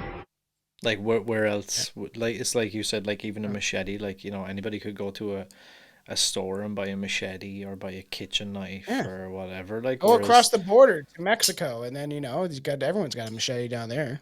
so it's like something like that was just way more unique and creative, I think. Yeah, yeah. When you go to the jungle to defend yourself against monkeys, you probably want to have a machete. Do you know Cut through that tall ass grass. what's kind of crazy as well is the fact that he had written this movie in like 1980 or 1981, I think it was, and he shopped it to like all the major studios, and every single one of them were like, "Nah, I'll pass. This seems like it's trash. I don't really think it's gonna work." And even obviously, Ian Craven had worked on, I think it was Last House on the Left with him. Sean Cunningham, who everybody knows is responsible for Friday the 13th. He even, I think, sat down with Wes at one point and he was like, "Look, this isn't going to work as a movie. No studio's going to want this. Like, you need to just drop it. Just forget about it." Thanks, Sean Cunningham. How about you stop with this lawsuit so we can get some Friday 13th shit? But I think it's Frank Miller, the guy that wrote it, that's really the issue. As far as I heard, I can't remember because it's been a while since I looked into that. But like all this fighting over, like, nah, it's like, don't you want to make money? Do you not want to make more money? Do you It's not so like strange. money? Yeah, everybody else seems to. They'll sell their soul for it. So Do you remember actually we were doing a commentary? I can't remember which one of these it was, but we were laughing at the start about that company that came up called Smart Egg Productions. yeah. So I done a bit of digging into that company. So apparently the original didn't, it nearly didn't even get made at one point. They had put $1 million into the budget, or sorry, they had given their word basically that they would invest $1 million into the budget of this film. Yeah. And right before they were set to begin shooting, the company pulled and said, "Look, we're not going to go." We don't want to ahead," do a or movie about a child molester. That's we're not going to go ahead or something like that. And then there was like there was stories, I've seen interviews like of people working without being paid. There was a line producer who apparently was using his own credit card to pay anyone who offered to keep working. Craven's agent and some of his, like, I don't know, financial advisors or something told him to not show up to the first table read because the whole project was so financially, like, unstable that they were like, "Yeah, don't even waste your time going to the first table read because this thing's probably not even going to go to shoot." So crazy. And then I don't know who I'd be without this movie. I don't know who I'd be, man. I know, it's like when you think about it, like, but it is one of those things where it's like, imagine like another few bad decisions or another few bad turns there, and this never would have been.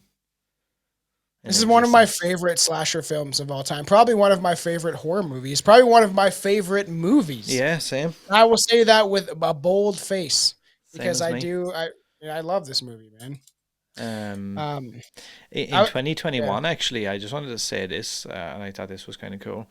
In 2021, the film was selected for preservation in the United States National Film Registry by the Library of Congress for being culturally, historically, and aesthetically significant.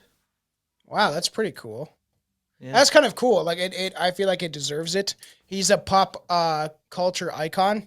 I feel like even kids today that are growing up will know about Freddy Krueger. Freddy Krueger, yeah, 100%. I've been definitely when I've been to fan expos and I've seen people dress up and stuff like that. I should bring up the picture for the next one if I can find it of me like staying next to someone that has a pretty good Freddy Krueger costume, and you hear kids they're like, "Oh, that's Freddy Krueger," or I've wore my Friday 13th. I have a Friday 13th shirt I love. It has it's like tie dye. It's fun, and I've heard kids be like, "Ooh, is that Freddy Krueger?" Like, or is that Jason or whatever, right? So I've heard even when I was getting my hair cut. And my buddy cuts my hair, and he has a shop called Scumbags and Cavaliers. It's fun name. And so there was a kid, and he's like, the dad was like, "Who's that on his shirt?" And he's like, "Jason," kind of scared, like nervous, right? Yeah. Like I'm a stranger, and it's kind of cool. There like with your dick out, going, yes. Yeah. I'm Freddy Krueger. So, but everyone seems to know who he is, even in It's just, I don't know, it's imprinted in time now. The sweater, the glove, even the kind of the hat and everything. And it's, I wish Robert Englund would. He's still young. Just. I was gonna say just one more movie, just one more trilogy, Yeah, 3 more movies, man. It's and 3 more. it. That's it. Yeah, That's all we and want. then you can die. Then you Because can- that's like it, and this sounds awful, but that's something I often think about. The fact that he said he's never going to play Freddy again, and That's I think sad. about the fact that he's like, in his mid to late 70s, and I'm like, oh, motherfucker, you're gonna fucking die soon. I know, and need you're not to gonna play play Freddy Freddy Krueger again. for me, please. We need you. I want, like, I have notes written down just about like when I was watching the movie, the opening credits. That's what I was saying about his name being Fred. The it is like the music is really good. Like the soundtrack is great on the first film. Like the like you can hear it in the background all the time, and Mhm. this musical score is great. I find like the whole this is a great movie either way. Like the whole essence of the film is amazing, and like even the makeup, I put down the makeup looks fairly good. The first one, it actually looks like wet and like kind of gruesome and more bloody and visceral, if that's the word I want to use. Wes Craven looks so young, it's crazy. I Like know, without his yeah. goatee beard and It's stuff, kind like of weird to see him like that. I don't know, he looks like everybody's dad. And that's what I've heard, right? That he was very, we'll eventually do a Famous Dead series on Strange Move for both shows about Wes Craven, because I love Wes Craven, but I feel like we need to get a lot of some of his movies out of the way. Like, I really want to talk about People Under the Stairs. I love that movie, and he For influenced me, me when. For me, yeah, I Man. think he's probably, in my opinion, Mhm. probably the greatest and most influential horror director of all time. I wanted to, when I was 10 years old, I wanted to be a director and create horror movies. That's how long I've been influenced by horror movies, and how much I've told this on the show before. Is like I was writing out like little scripts. I had this book of just like, I would just write out names. Like, I had one that was like, I don't know. It was like from it was like I was like, did I write down From Dusk Till Dawn and then fucking they used that? I'm kidding, because I was way before that, so I was a kid. It was like something like The Dusk or something weird like that, and I took pictures. Had this stupid mask that I got from like the Shoppers Drug Mart, which is a place in Canada that like people get pharmaceutical drugs, and it's like kind of like a little grocery store kind of. Women get a lot of makeup from there. It's fun. But so I found this mask. This mask was there. I bought it. And then so I remember taking pictures in the movie. I wanted the weapon to be like grass shears, like Oh the yeah, yeah, yeah. shears. And then I put like the shears next to the mask and like would take pictures out in my backyard and stuff like that.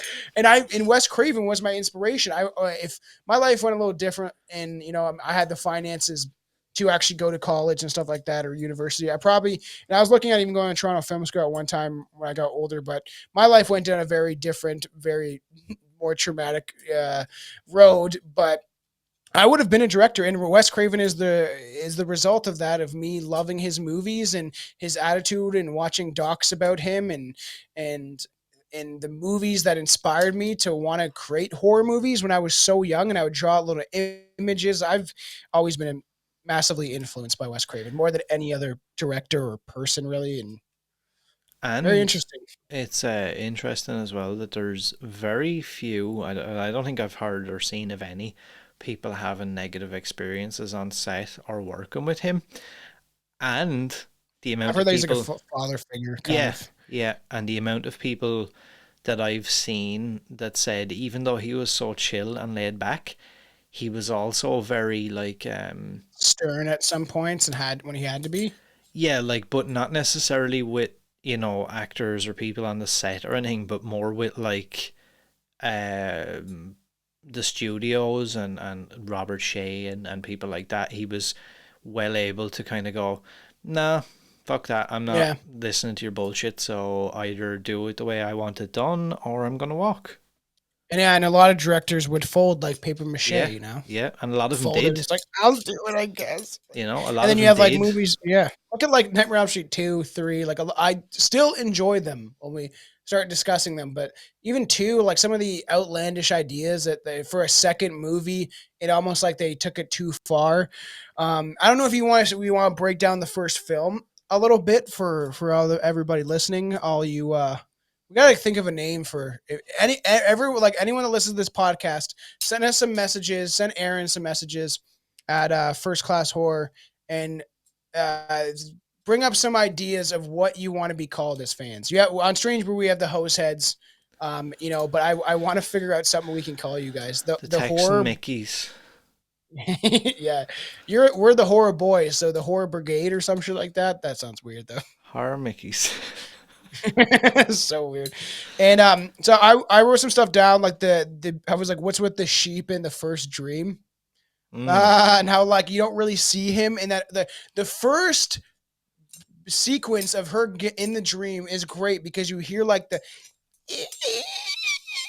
of like the claws and stuff like that of his gloves, and you don't really see him yet. And it's just kind of, and she's like, it just I think it's very well done. Her like she's kind of sweaty and during nightmares most times people if you're in a hot environment or you're maybe you don't have air conditioning in the summer, a lot of times if your body is hot and your nervous system is hot and it produces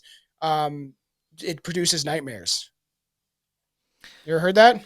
No, but I could see that. Really? Yeah, supposedly, yeah. If you are, yeah. So if you're sleeping in a hot environment, it actually can produce nightmares more often. Huh. I'm gonna try that now because remember I said there a while ago that I don't really dream as often as I used to. I dream every night. I'm gonna board up my room now and put like fucking 10 fucking heaters in there. Like that, the weighted blanket and stuff. We used to have one of those. It helps you sleep, but man, some of them are so heavy. It's weird. It's like you feel like your chest is being collapsed in on. I don't know. I felt like I was gonna die when I used one of those. When we get into stuff on Stranger Podcast, when we do talk about dreams eventually, which I think me and you should cover, if we can get Anton or Billy on or whoever, right? It would be kind of fun to do a little more extensive episode about dreams. And I can tell everyone out there, I dream almost every night. I can't think, even when I'm kind of drunk, I dream. But I don't sleep well when I drink. But I've dreamed my entire life. Always had dreams. Sounds weird to say that, but Billy's like never used to dream. He's starting to now, he says, but he would never dream because he would drink beer and then he would just drink till the point of him like passing out, or he would sleep with his TV on. So it's like probably influencing your brain waves in some way. And I've always had very vivid dreams, even when I'm not taking like valerian root, which I take it to help sleep, or like my CBD oil and stuff like that. But like I have very vivid, crazy dreams, sexual dreams, UFO dreams, like weird fucking shit going on in my head. And eventually we talk about the dream episode. I will probably discuss some of the dreams I've had, but I've had some I feel like reptilians are consistently R-word me in my sleep. They're like taking my juices because I always have some scary, weird sexual dreams, man. That's what I was just going to say. Strange. The question is, do you have any sexy UFO dreams? Not yet. I feel like that's coming though. I feel like the more I'm aware of what's going on, like CUM. Yeah. I had a wet dream when I was younger. If anyone is interested in hearing about this, where I had a dream that I was having sex with Shania Twain of all people. Don't even like Shania Twain. Don't really like her music, and I to this day believe that some sort of entity was, because I've heard before, right? Take about dreams and the scary aspects of what goes on in dreams is more into the UFO folklore kind of thing, is that these creatures, entities, dark entities, shadow people, reptilians, whatever you want to call them, supposedly use people during their dream. They consume energy, and they actually have taken sperm of men and eggs of women during while they're sleeping in their sleep cycle and their deep sleep, and project images in their mind. Supposedly when if women have dreams about having sex with celebrities, sometimes these entities are casting images into their mind while they're actually taking eggs from them or raping them and stuff like that. That is just a theory, but I've heard like Coast to Coasties talk about it, Project Camelot, all these kind of like older ufology radio paranormal stations or whatever you want to call them. And that was and I've had some weird dreams. I remember waking up and being like, And it was when I was like, I don't know, 14 or 15, where I'm like, I should be kind of over this shit. And I've only had him twice in my life. And the one time Chelsea was sleeping beside me, I think because I was rubbing my ding dong on her butt. So like it probably helped produce that while I was sleeping. But like the one time I remember getting, I'm like, did I piss myself? Did I pee my bed? And I literally had to smell this sounds gross, but I was like, what the fuck? And I just kind of smelt it to see if it smelled like pee pee. And it smelled like jism. And I was like, oh fuck, I like literally came myself in my bed. Sorry if anyone is like, what the fuck am I listening to? But we're talking about dreams. In fairness, you did click on a Nightmare on Elm Street episode, so technically you could say It works. that this listening to Tom talk about that will probably induce lots of nightmares. Yeah, there you go. But even like the sheep in the first dream, it was well done in just kind of introducing the glove and that whole idea of like that was the first time in my opinion that was kind of done this way, of your dreams being something that is frightening and using your dreams to scare you or kill you within a dream.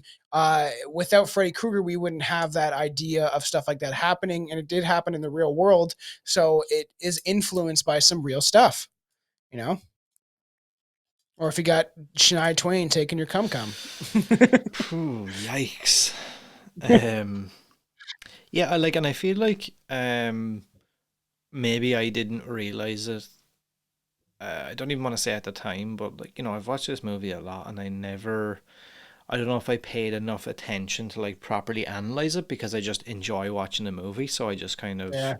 it's something like you said, you could have a few drinks, you could be whatever, you just stick it on. And I never really sat there and I guess tried to appreciate a lot of the undertones and what they were actually going for. But I definitely feel like that it does capture like that madness of nightmares or dreams at points. There's a couple Yeah. of different things I think in it. Even you talk about undertones, right? I'm your boyfriend now, Nancy. How there is many undertones because we know who Freddy Krueger is, what he's based on, and then they don't really they don't mention it too much. They just kind of like they hint at it, and then the mom says something about it. But like, there's definitely some very sexual undertones of him being like a creep, a molester. Obviously, the part where she's talking on the phone and he like sticks his tongue out and like tries like making out with her, and and even while she's sleeping, I put that down, that scene of him coming through the wall Uh-huh. is fairly scary in a kind of a cool scene, and it's cool how they did it because I think they show in the doc of how they kind of were able to put that effect together, and of him preying on them when they sleep and in very vulnerable state of like, what is the most vulnerable state you can be in is sleeping, and a lot of people sleep naked and stuff like that too. Chelsea was like, what if a fire happens? I was like, I'm guessing I'm running out of the house with my ding dong out. Piss all over the fire. Yeah, like fucking Bob McKenzie in Strange Brewery, like drinks too much beer and they like use him to pee on the fire. But yeah, like I feel like that there's multiple things there that really capture like how wild nightmares or dreams can be. Like, you said about that scene of him Yeah. coming through the wall there, like that seems like, when I look at that, I I've love never that had scene. I've never had that dream per se, but I could see that being like, oh yeah, that seems like a pretty, like, I guess, common thing that people may dream about. Or even when he's chasing is it Tina in that scene there in the bottom right hand where he's chasing her down the alley. Yeah. Tina, and he's like, going like making all these weird sounds and shit. Like I don't know. It's boogeyman. just like when you look at it, it is kind of like random and wild, like nightmares can be, where you're like, this, none of this makes sense. Like I remember being a kid and I used to have this dream that there's like a town over from me, and they have this big. It's called JFK, John F. Kennedy, like Memorial Park or whatever, and he visited that town, whatever year it was, and he put funding into this big like park where I'm a big fan of JFK. I was thinking about doing the Kennedy curse very soon, just because Robert F. Kennedy is his junior is influential in a very positive way. and there was like in I guess one of the centerpieces for this giant park that they made was fucking, what do you call them? Those like hedge mazes. Okay, yeah, yeah, Yeah. yeah. And I remember as a kid like being kind of terrified of getting lost alone in that Like The because it's Shining. yeah, because it seemed like all the hedges seemed so much bigger than I was. I was like, I could never get out of this if like somehow I got lost in here. It's like a cornfield maze. This kind of same thing. I like Yeah, it where you're like, man, you could be lost there forever.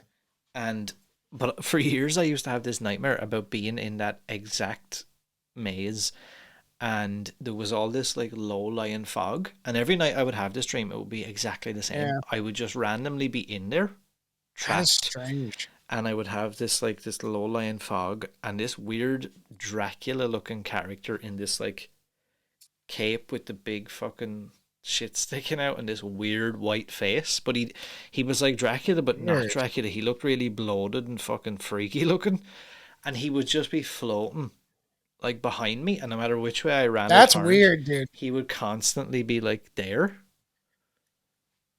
What But if you're yeah, like? That's why I'm always like, what if we are tapping into something in an outside reality, right? And like, one movie that always gave me nightmares. Not gonna lie, is which eventually we'll cover and stuff like that. Will be like, Sleepy Hollow gave me yeah, yeah, fucking yeah, yeah. nightmares. When I was like 10, this came out or whatever, and I watched it and it freaked me out. And dreams are a crazy thing. So I want to mention this, which is interesting how dreams tell you things and play with your subconscious. When I was in my early 20s, I was, in between like two relationships and stuff like that. I've said on the show before where it's just bad. I was trying to play two girls off of each other kind of thing. Was not a good, it didn't turn out well. They ended up fighting each other. It was Really? not great. Yeah, I chose who I was choosing currently, right? And like how I didn't know, I was in my early 20s, didn't know who I wanted and stuff like that, and confused and was like, do I really want to dive into like a committed relationship? Because it was always hard for me when I was younger because I was addicted to everything from alcohol to weed, not really hard drugs till a little later on where I got into coke a bit, but like, and that's not healthy for anyone that's sniffing coke right now off of the DVD cover of Nightmare on Elm Street. Don't stop doing that. But like, and I was definitely addicted to like sex and women in general, right? And so, and I know you were kind of the same. And I remember this chick was telling me about her dream, and this is that time where I was like, kind of gonna like not I was fucking her over to some extent where I didn't know who I wanted and I was talking to both girls or whatever, and she said she had a dream. She was on this dark alleyway, and then somebody in a hood came up and then like kind of like creepily walked up and then stabbed her in the stomach, and then the guy put his hood up and it was me staring at her as I was stabbing her, and I was Oh, like, that's whoa. freaky. That's And the freaky. fact that And then you went, ah, that's because I'm gonna stab you in the back though. yes, exactly, right?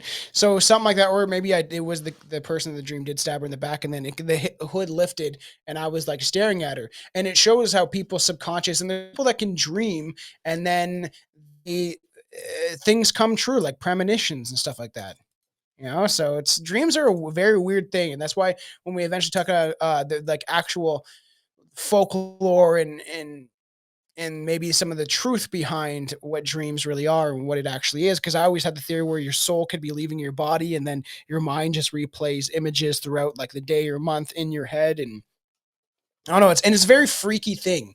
There's like I've had weird nightmares many times throughout my life that are just like seem so real, so real. Like and you and a lot of times how influential dreams are. I'm sure other people will also have the same experience is I've many times, I can thousands of times woken up from dreams and then had the same feeling, the same anxiety or fear or immense feeling of doom from the dream carry on into the real world. And I'll go to like work in the morning when I was younger, go to school, and I would feel this immense doom leering over me from the feeling of that dream.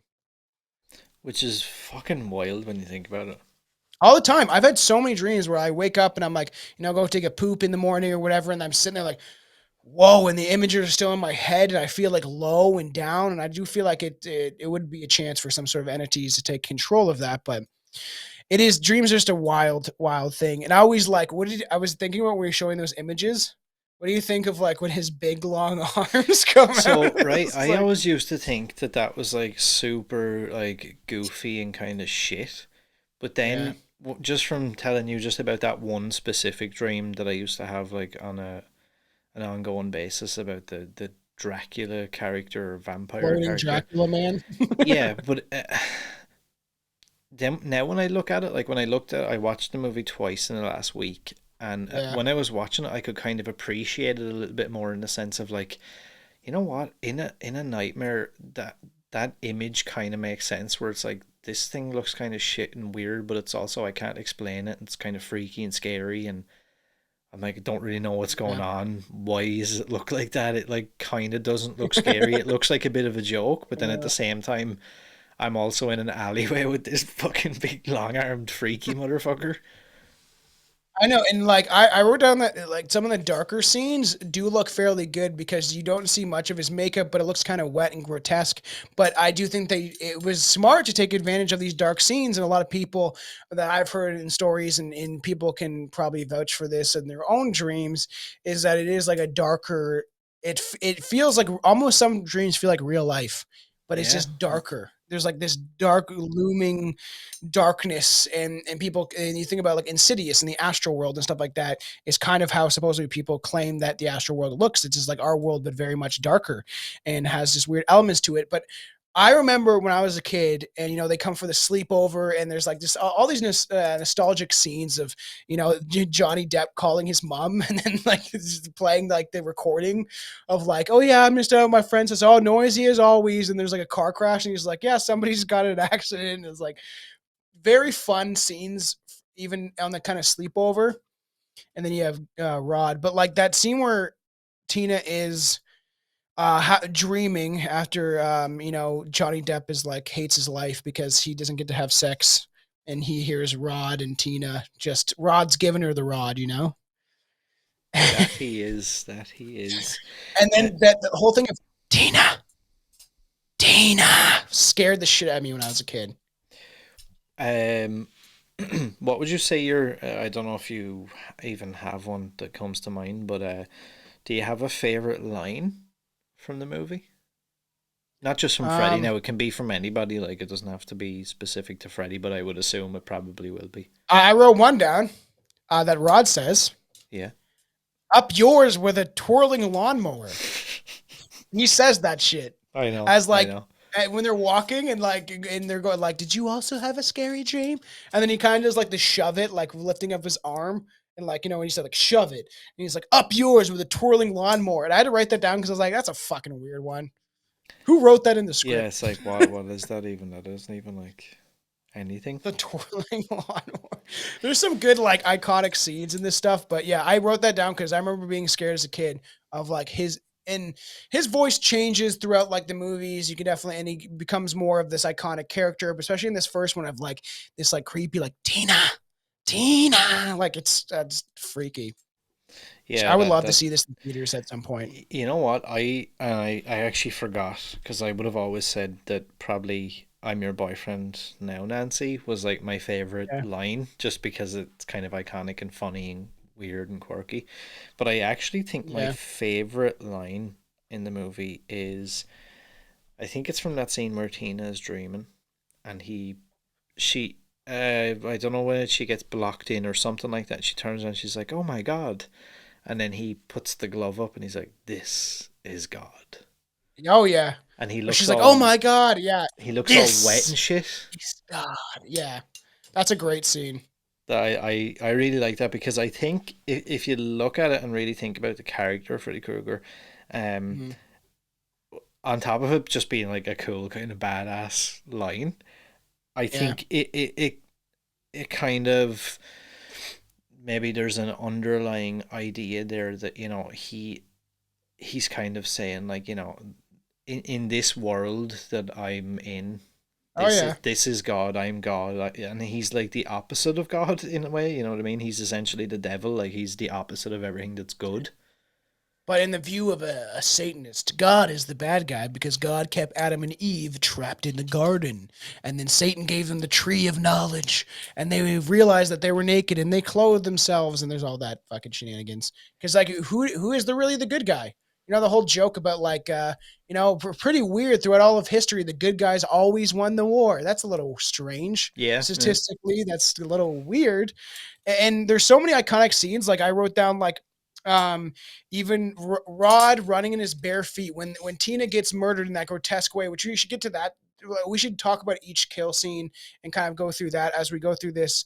We don't necessarily need to spend too much time, I feel like, but even that first scene of her being dragged across the ceiling is something so iconic in this film. And that scene, that shot of her getting her chest like ripped apart while she's wearing a little nightie, and you just that pretty freaky, pretty crazy. Yeah. That one of the most prominent kills throughout all of the entire series, and to me, one of the best kills I feel like is Tina.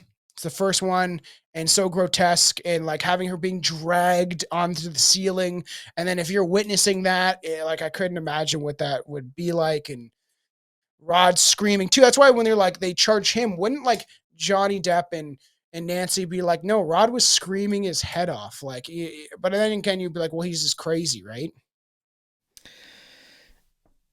Yeah, yeah. There is a couple of things like that. I think when you look at some of the kills and whatever, and how they're trying to like push it as Yeah. well, these are obviously crazy. Like that's not what happened. There is some like glaring. You're like, wait, that doesn't make any sense. When she like hits the bed too and just like soaked in blood and it splashes on Rod and he's like just screaming like a little girl. It's crazy because like it's such a, to me, that's like an iconic scene when you first get to, and she's like kind of like in that when she's kind of like holding herself like almost like her arms are tucked in like she's in a roller coaster ride or something like that, right? And she's like being dragged up to the ceiling. I've like that's always stuck in my head too of like a pretty, I would say, scary scene for like this movie. Yeah, yeah. Another one I like is the bathtub scene where his glove. Oh, I wrote that down. Yeah, comes up between her legs, and I think again it ties into Iconic. something you said earlier. Not necessarily scary, but like it's so iconic. And then I guess if you look at it at a deeper level, like it's that same thing. You know, we were talking about you're most vulnerable when you're asleep, and a lot of people Oh sleep yeah, or naked naked or in a in very bathtub. little. It's the same kind of thing. Like it's like the idea of this teenage girl naked, asleep as well in a bathtub, Yeah. and then I think that The undertone of him being a predator. yeah, To and be the honest. and the fact that they specifically made sure to let you know that his hand was coming up between her legs, Yeah. which is And like then an the scene added where he layer. drags her into like drowning her in the tub. That's freaky. It's freaky, and I can say as a young preteen. Horny. Yeah, I was like, oh, can I kind of see tit? Like you can just kind of see it. And that's like all these because I will be honest about some of this stuff when I was younger. And you're watching these movies when you're going through puberty a lot of times. A lot of kids they're watching horror movies when, they're younger and it's kind of taboo. You shouldn't be watching this, especially in the early 2000s, late 90s kind of thing when these movies were part of the pop culture. And it's just like you're like, ooh, could I catch even a glimpse of it? Even like if you listen to most of them are on Patreon, but the older Lost Tapes episodes of Strange Brew Podcast, where we used to stupidly watch movies because even people would comment, be like, you guys are paying more attention to the movie than the story. And it was just where the show started. We're drinking, having fun. And every time there was boobs on the scene, we'd watch like Friday the 13th or something. Billy would constantly point it out. But give me a second. I need to look at the screen. Like I remember that though being one of those things, but like even that scene is another. I could see that being a nightmare. I like again. I can't say I've ever had that Yeah. specific nightmare, but when I look at it, I go, yeah, I could see that being a lot of people's nightmare. Actually, the idea of being like pulled Oh, down yeah. into that like weird black abyss and like you can't get out. Kind Dude, of I've thing. had dreams about losing my teeth, which I can't remember what that means. We'll talk about that when we definitely do a dreams episode. But like that shit was, I remember like dreaming about losing all my teeth, and that scared the shit. I mean, there's so many little things where everyone has had nightmares, and no one's not had a nightmare unless you're like Billy and he sleeps with his eyes open, which is true. the Freaky the as hell. image of his face sleeping with his eyes open. Yeah. The It's fuck? scary. He like his eyes like flutter and they're kind of open. And even like his ex-girlfriend, he said like the first time she noticed, she was like, I started talking to him like he was awake and he was dead asleep. Fucking freaky. And Scary. another iconic scene is like the screw your pass when she's like starting to dream in the classroom and she's starting to figure out that maybe there is some sort of predator in their dreams that maybe has killed Tina. And, and then you see like, the chick turn kind of into Freddy. That's a big iconic scene. And the actress that played that chubby hall pass chick, said that she still gets like people saying the line to her and stuff like that. And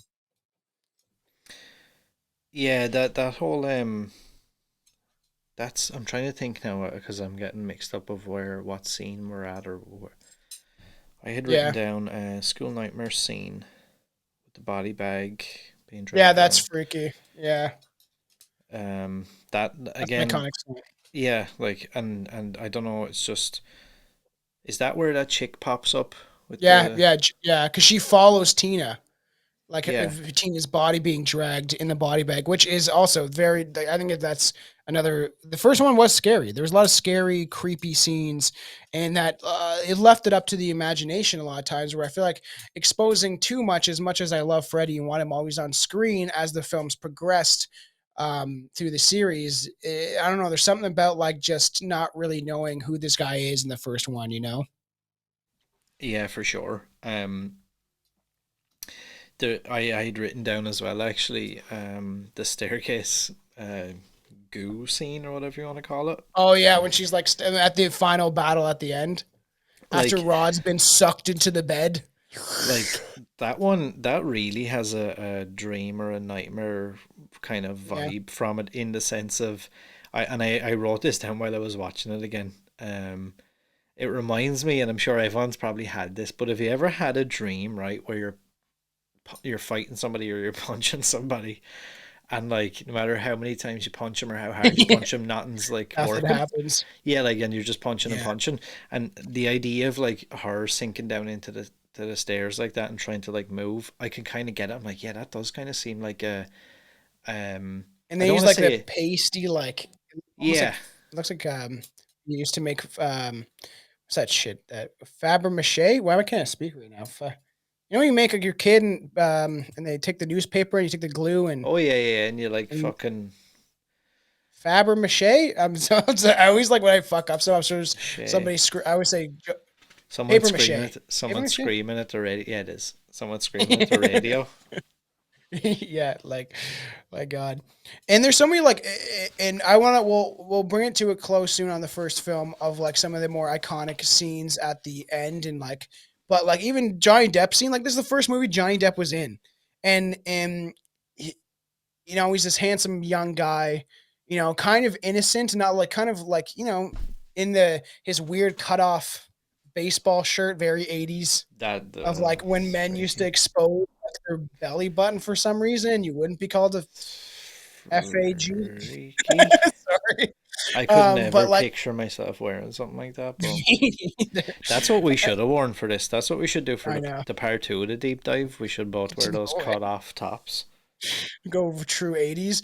But bring it back quickly. Just the Rod scene is always funny when they find out and they're like having Johnny Depp watch over because she wants to go see Rod with inside of the dream. So she's realizing she's able to kind of lucid dream and be able to manipulate it to an extent.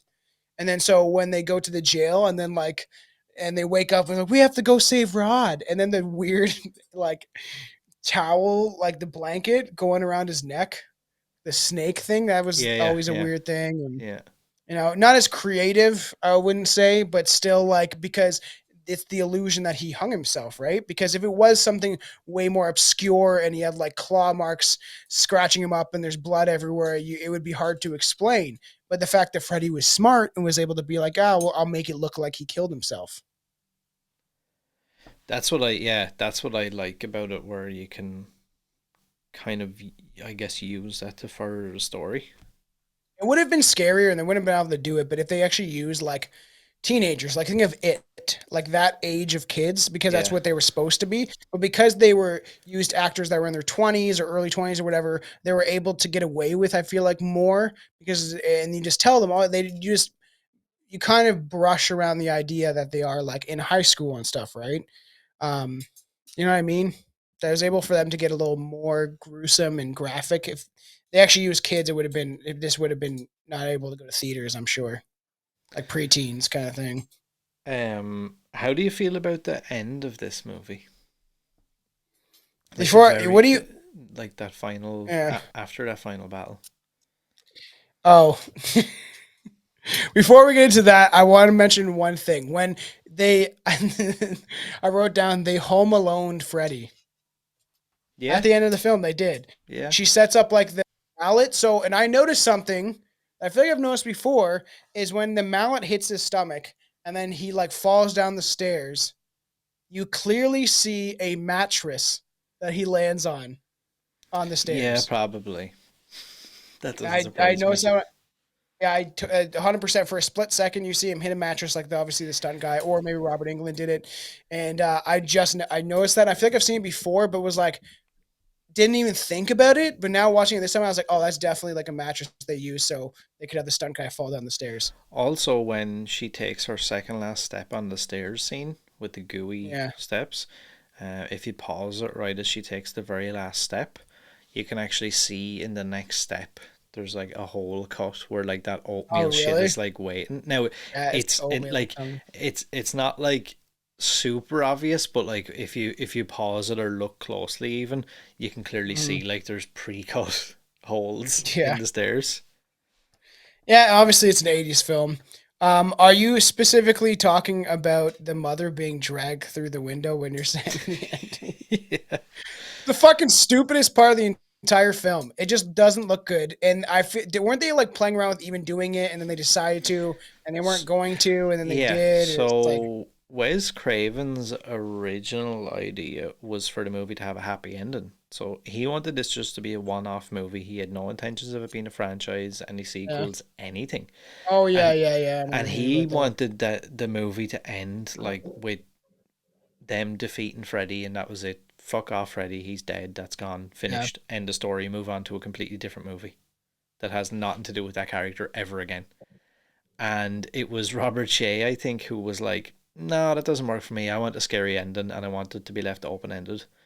And they went back and forth a couple of times. I was like, "Yes, Yeah. no, I'm doing it. I'm not doing it." So apparently, um, Craven wanted the end scene to be like a dream, but reality.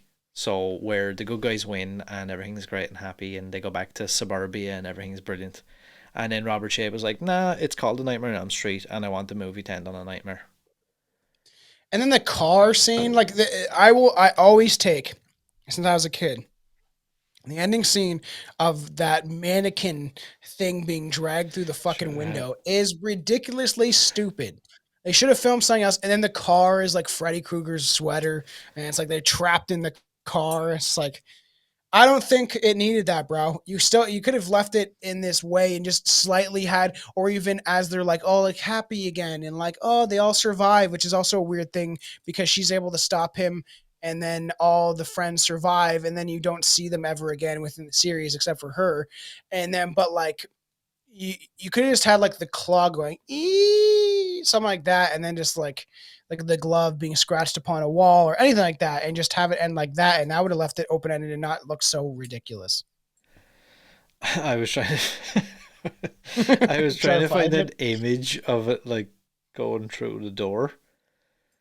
But I Can you can't. find? No, all I can find is just like as he's grabbing her at Yeah. first, but it's just so like it's so weird looking. It looks like a blow up doll. Yeah, it's weird. So terrible. I looking. will give this movie 5 I guess 4 because it's four blades. 4 Freddy fingers out of. I'll say 5. 5 Freddy fingers out of 5 Freddy fingers. Yeah, you're going with a 5 out of 5.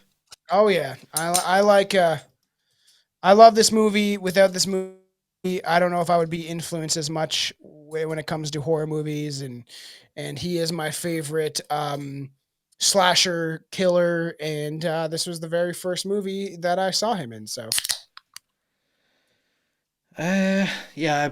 Look, I would probably, if I was being fair, I would probably go with the same. I would go with either a 4.5 or a 5 out of 5. yeah, It's yeah, so it's iconic. nearly it's nearly perfect in every way as well for what it's trying to do. Yep. So yeah, I don't think you can argue with that. Come to Freddy. Oh, actually, before we move on to the sequel, because Yeah. I know we've spent 2 hours talking about this one. Yeah. Any ideas what some of the renamed names were in different regions? Freddy the Molester Man. I don't fucking know. So in Japan, it was known as Evil on Elm Street. Okay, that makes That's sense not for bad, I Japanese guess. people. Yeah. Evil on And Elm Street. in France, it was known as the Claws of the Night. What? Oh, the clothes of the night. Oh. So Baguette. it's fucking be fucking random and weird. Evil Elm Street. Sorry. Oh God. Yeah, so I guess we're just gonna dive straight into its strange sequel, in my opinion. Yes. I would Die, say. you little bitch. Wait. Die, you little bitch. Yes, we're on it's strange sequel. Yeah, for sure. I don't know, like we'll obviously talk about it, but I don't know how I feel about the sequel. Nightmare on Elm Street 2: Freddy's Revenge released November 1st, 1985. So what's that? Like You don't really know nearly, who he's getting revenge on. yeah, nearly a year to the day, I think it is. Director Jack Unintentionally Shoulder. gay. Yeah, I know. Well, apparently unintentionally gay. Um, Distributed and produced by New Line again on a budget slightly higher than the original of $3 million, and it made a box office return of 30.1 million. I would have thought This is it was not- more than that, Me too. because I thought that's why it got another sequel, was because number 2 done so well. Yeah. So that may be Well, because the wrong. Let me first, yeah. see. No, that's right. Weird. So yeah, just to get into the plot, Nightmare on Elm Street 2 follows Jesse, a teenager who moves into the former home of Nancy Thompson, the protagonist from the first movie. Jesse begins experiencing terrifying nightmares featuring Freddy Krueger. As the nightmares become more intense, Freddy begins to possess Jesse, using his body to commit murders in the real world. With the help of his girlfriend Lisa, Jesse must find a way to stop Freddy's influence and save himself and those around him.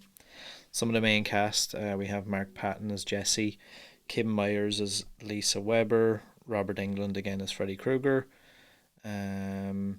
Robert Russler as Ron Grady. That's probably all that's in any way notable. You know what's crazy? Brad Pitt was almost cast as the main character. You know what else is wild? Imagine that. They wanted fucking Michael J. Fox to play Jesse. Shaken Michael J. Fox, eh? Wow, I actually am very sad. I'm that's a very bit sad. rough. Sorry. I know. That's I'm very sad for him. It's seeing him like that. It You know hurts what? my heart. Like It hurts my heart. It's just very sad. This might sound like people will be like, "Oh, you're trying to make a joke or whatever," but like, when I look at him now, and obviously he's gotten so much worse, I'm like, it's got to be extremely fucking tiring I know. to have to be in that state. Shaking all the time. Like, it's got to be And terrible. I know, and 100%. And like, I don't know. I feel like, and I always like, it's not the be all end all, but I don't know. I feel like if he would have consumed mushrooms maybe when he was younger, because it actually goes through your nervous system and it can help with like neurogenesis in your brain. So your brain deteriorating and getting worse with old age. Like, I don't know. I feel like there is natural things out there that can actually improve people's health, and these like conditions that seem to be way more rampant since the introduction of certain medicines. I'm not going to say anymore. Maybe just maybe listen to Robert Kennedy Jr. on Joe Rogan to learn more about that. But like how certain things, right, that have influenced our health and kept us sick in perpetual sickness. And it's just seeing someone like that, like him, as an iconic figure. It's just very sad to see him like Yeah, that. it's shit. You know what? All right, Though? back to the gayest horror movie. When you look at Mark Patton as Jesse, I can kind of Yeah. see the idea of Michael J. Fox. Yeah, I could see that too, actually. And like they made a male the protagonist, if that's the right, because antagonist which is like is the villain, which which is is random, like a final girl, final boy. Yeah, which is really, really fucking like unheard of and kind of weird. And it's also strange that he's straight, but Yeah, like but in real life he came out gay later on. yeah, and but the actor. he's clearly gay throughout this whole movie, and Yes. even him as a person, like the actor himself is clearly gay, I think. Yeah. And then obviously the character of Jesse is clearly gay, and Well, even like yeah, the because whole he wants movie is to just suck gay. Grady's dick. He wants Grady's gravy. Like, So it's like, what is this shit? Like, it's why are just you in so my room right now, bro? It's just like fucking great when he like wakes up Grady and they're like in the room together, and it's just like. I don't know. The whole thing is just fucking a bit weird. Do you know? This is something I didn't know either, but from watching the documentary and listening to the commentaries and stuff, New Line originally didn't have Robert Englund back as Freddy Weird. Krueger because they were refusing to give him a pay rise. So after the success of the first one, Wow. I don't know if it was him specifically or whoever worked for him or his agent or whatever, reckoned he played Freddy Krueger and that movie made like fucking, 100 times its budget. So I think we deserve, a little bit more money in this one. And Bob Shea and New Line were like, yeah, no, you can go fuck off with that. You're going to get the same money. So they decided to just, Bob like, Shea seems like a greedy fuck in some. yeah, they decided to just part Yeah. ways. They were like, they at the start of production, they actually cast a random stuntman as Freddy, and they'd done that for the first like 2 weeks, I think, of shooting. And after 2 weeks, I think Bob Shea was like, "Ooh, this is not working out. So we're gonna have to just meet his demands. We need him instantly." Yeah, and wasn't this one like more? It was rushed fairly quickly after yeah. the first one, like they always do. And I have complaints about that. And like I've said, we get what we get. I've said that numerous times on this show, but like it's still like, come on, like. Imagine if you took more time to figure out the I know. script and have a better idea. These movies could be incredible. And I wrote down too, like they made Freddy go overboard in 2 more than they could have. They could have kind of kept it at bay for a while, had a more of a scary looming figure in the darkness kind of thing, and kind of like the first one to some extent, and then expose him more at the end. But there's so many problems with this film specifically. And as much as I still enjoy it, it is probably I will rate this probably pretty low considering the other ones that I like more. Right, and this is gonna people are gonna be like, "Oh, you're only saying that because of the, I don't know, the gayness? undertones or No, it's yeah, not but about like, the but well, for me I'll tell personally, you my issue with it. I'll tell you my issue with it. like I do have some issues with it aside from that, but like Yeah. I'm not mad on the whole gay thing either. To be No. honest. It doesn't bother me. It's just there's certain scenes where it's like it's just kind of weird. Like you have him scream like a little girl throughout the whole film. That's just Like- freaky. Like That, just that's constantly actually unsettling screaming. to me. Like how he And how he I wrote screams. down when I watched this, I was like, you can clearly tell he's gay. That he just seems like Oh, throughout the 100%. film, he doesn't even seem interested in his girlfriend. Even when they have sex, it's like I'm just picturing his face like just like grossed out. It's like, what is this wet thing I'm sticking my dick into? I want a poopy butthole. Sorry, Wow, everybody. fuck's sake. Sorry. So okay, we only have how many? 1, 2, 3 taglines for this movie. So let's see Okay. which one's going to be your favorite. The first name in Terror returns. The man of your Mhm. dreams is back. That sounds gay. Or Just kidding. Everybody. or someone is coming back to Elm Street. All fairly. I Yeah, like the coming. man. All fairly kind of like it's just weird, man. It's like All pretty boring. the man of your dreams is back, you know. And I'm sure, you know how fucked up people are, right? You know, the world's a very fucked up place, and people have fucked up sexual preferences in some ways. But no, as Anton says, I'm not yucking your yum or whatever. I don't even like the way that sounds. Ugh. But yeah, that's what he was like. Whatever you like, sure. As long as it's two consenting adults, I couldn't give a fuck. But like, I'm sure there's like some Freddy porn out there, like either cartoon There shit is. or or actual like guy dressed in a costume. Yeah. Like The I've second never one, seen you're it. right. I I've know there's watched a it. Friday the 13th one because I've seen it at the porno store once. And I was like, I just kind of wanted to have it as for a fucking just for a joke. You know what I mean? But like, look, I got the fucking parody porn of Friday the 13th, and I've actually never seen the. Surprisingly, you might be surprised, but I've never seen the Nightmare on Elm Street porn parody.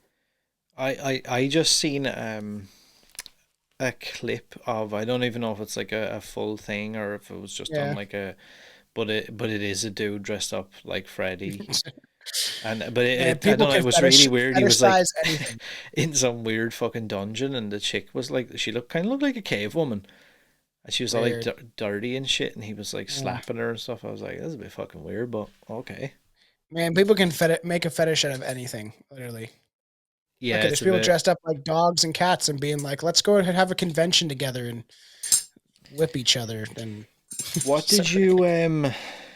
you think of Freddy's makeup in this one? So obviously, David Miller, who done the original, didn't Yeah. return, and they brought in Kevin Yeager, who stuck around for quite a while, and he wanted to put like his own twist on Freddy to a degree, and he made the eyes kind of sunken in and brought like the cheekbones and stuff out, um, and You then have a they have better like image? Do you have any images of the makeup? the hook like nose, to Yeah, I make noticed that, like him. witchy, Yeah, to make him look like considering he rides on the broom. he wants to. Better get your little dog too. Apparently, he wanted to make him look kind of like a male witch and kind of demonic Weird. looking. Which I'm not necessarily against it. I don't know if I brought up No. any actual photos of his face. Let me have a look and see. But yeah, The what did makeup you think of his isn't makeup? bad, considering it gets worse throughout the film. I always love the wet, grotesque looking makeup of the first film, but I do think his makeup is pretty good in this one, considering, right, like I was going to mention on the first film that Robert Englund hated being in the makeup and would like as soon as they were done filming, he would tear off the the prosthetic on his face, and people said they would see like a trail of like the prosthetic, like all the makeup, like to his trailer or whatever, which I think is kind of funny. And he was like, "Get me the fuck out of this," because it feels like suffocating on your skin and stuff. And like that's why eventually they made it worse and worse because Robert didn't want to do it anymore, which is kind of sad that he could have just like stick it out, man. It's for like a couple months. Sorry, I love you, Robert Englund, but like stick it out for a couple months, and the worse that the makeup gets, and when it gets to like the sixth movie where it's like a mask, it's just like it's not as good. Because even this one, the makeup is pretty creepy looking. I You know don't what I know mean? how true it is, but like apparently he had some I don't know because I never seen anything from him specifically, but other people have said he had a lot to do with it as well when the makeup started to get changed more and more because his skin and his face was getting so like sore and raw. He was like, Yeah, I can I see can't that. do this like 5 6 hour application every day, so they're gonna have to figure out some sort of a different makeup. And then that had to do with Yeah. obviously then certain things they couldn't do with the time frame he wanted to do it in. So it was like, Yeah. okay, we've got to just like change. I'm reading some of my notes. There's some kind of funny coming up. I put that the melting scene. Oh, that's pretty. It's the eyes I do like in this film. But at the same time, it needs to be. I don't know. It needs to be like more grotesque and like peeling red scabby sores. Like it could have been Yeah, better, but yeah. I always say it always could be better, right? And if they do anything with it now, They made the mistake, which I feel like we'll eventually talk about the remake. Like, I think it would be worth talking about, or at least maybe doing a commentary on it and bringing up fun facts and stuff like that. So it's more of a kind of review and commentary at the same time. Uh, because like they made the mistake of what's his name, Jack Healy, or whatever his name is, to do his makeup the way that they chose to. But if they do it nowadays, like you have all the opportunity in the world to make it like grotesque looking, look like real peeling off burns. And I feel like even at this time they could have done it slightly better. You know? Yeah, like there's, and I suppose there was so much like input and different stuff. Yeah, so many people with getting their fingers inside of this fucking film. And then You look at the original poster. It's like it never looks like the characters really. yeah, no, not really. You know what I mean? And then I suppose there's probably, you've probably a certain amount of the studio being like, okay, this is how we're going to do it. Then obviously Robert Englund is going, look, I can't put up with this shit, so you're going to have to do something that can be done in 2 hours. Then somebody else probably wants to do a certain thing and somebody else wants it to look a certain way. And then it just ends up kind of being maybe like a mishmash of like Muddied. lots of random ideas, and it doesn't really work. Yeah, yeah, but I don't know. I feel like the makeup's pretty good in this one. The hook nose is kind of weird. They should have kept it consistent, in my opinion. But But I will say, one thing I will say is at least it doesn't look like this. That's so bad, man. At least it doesn't look like that. Like that is like the worst. Like I feel bad for Jackie Earl Haley, to be honest with you, because he's a good actor, but like that is fucking weird. It's just like so bad. It's actually kind of scary, to be fair. But it is kind of scary. Not in like a good Freddy Krueger. But they try to make him look like a real burn victim that his skin has healed, but they should have made it look like his skin has not healed yet because he's in this perpetual like hell burning alive or whatever you want to say. We definitely like we said, this is only just the surface level of what we're going to get into when it comes to this whole franchise. That's fucking weird. Is that the mask that they sold? Or that must be the mask. I think that's just like a concept that someone put together, but like it's based off of that idea of him looking like an actual Burns victim. It looks like the guy from Silence of the Lambs. Yeah, he does. This fucking I can't think of his name, but he used to fucking scare the shit out of me. Oh, I know. That's literally what it looks like. So strange. Especially the series Hannibal. Have you ever seen the Hannibal series? No, actually. If you have not, it is amazing. Is it? So well done. That's so good. I really enjoyed it. I'd like to talk about it eventually because I have to rewatch it though. But me and Chelsea thoroughly enjoyed it, and I did write down the melting scene when he starts like dreaming, and there's that scene where everything's melting. I thought that was pretty cool. There is cool elements of this film. I thought that was kind of cool as being like a stoner mushroom head. I thought that was kind of cool of like everything melting and kind of being a little trippy. Know what I mean? Yeah, there's again like there's a lot of cool, I think, scenes and different things in this movie again. I think it's another one of those you can pick out parts, but yeah, like overall, I'm not You can't tell me that this is not a gay movie, bro. Oh, it's like how they didn't 100%. know. He goes to a gay leather bar.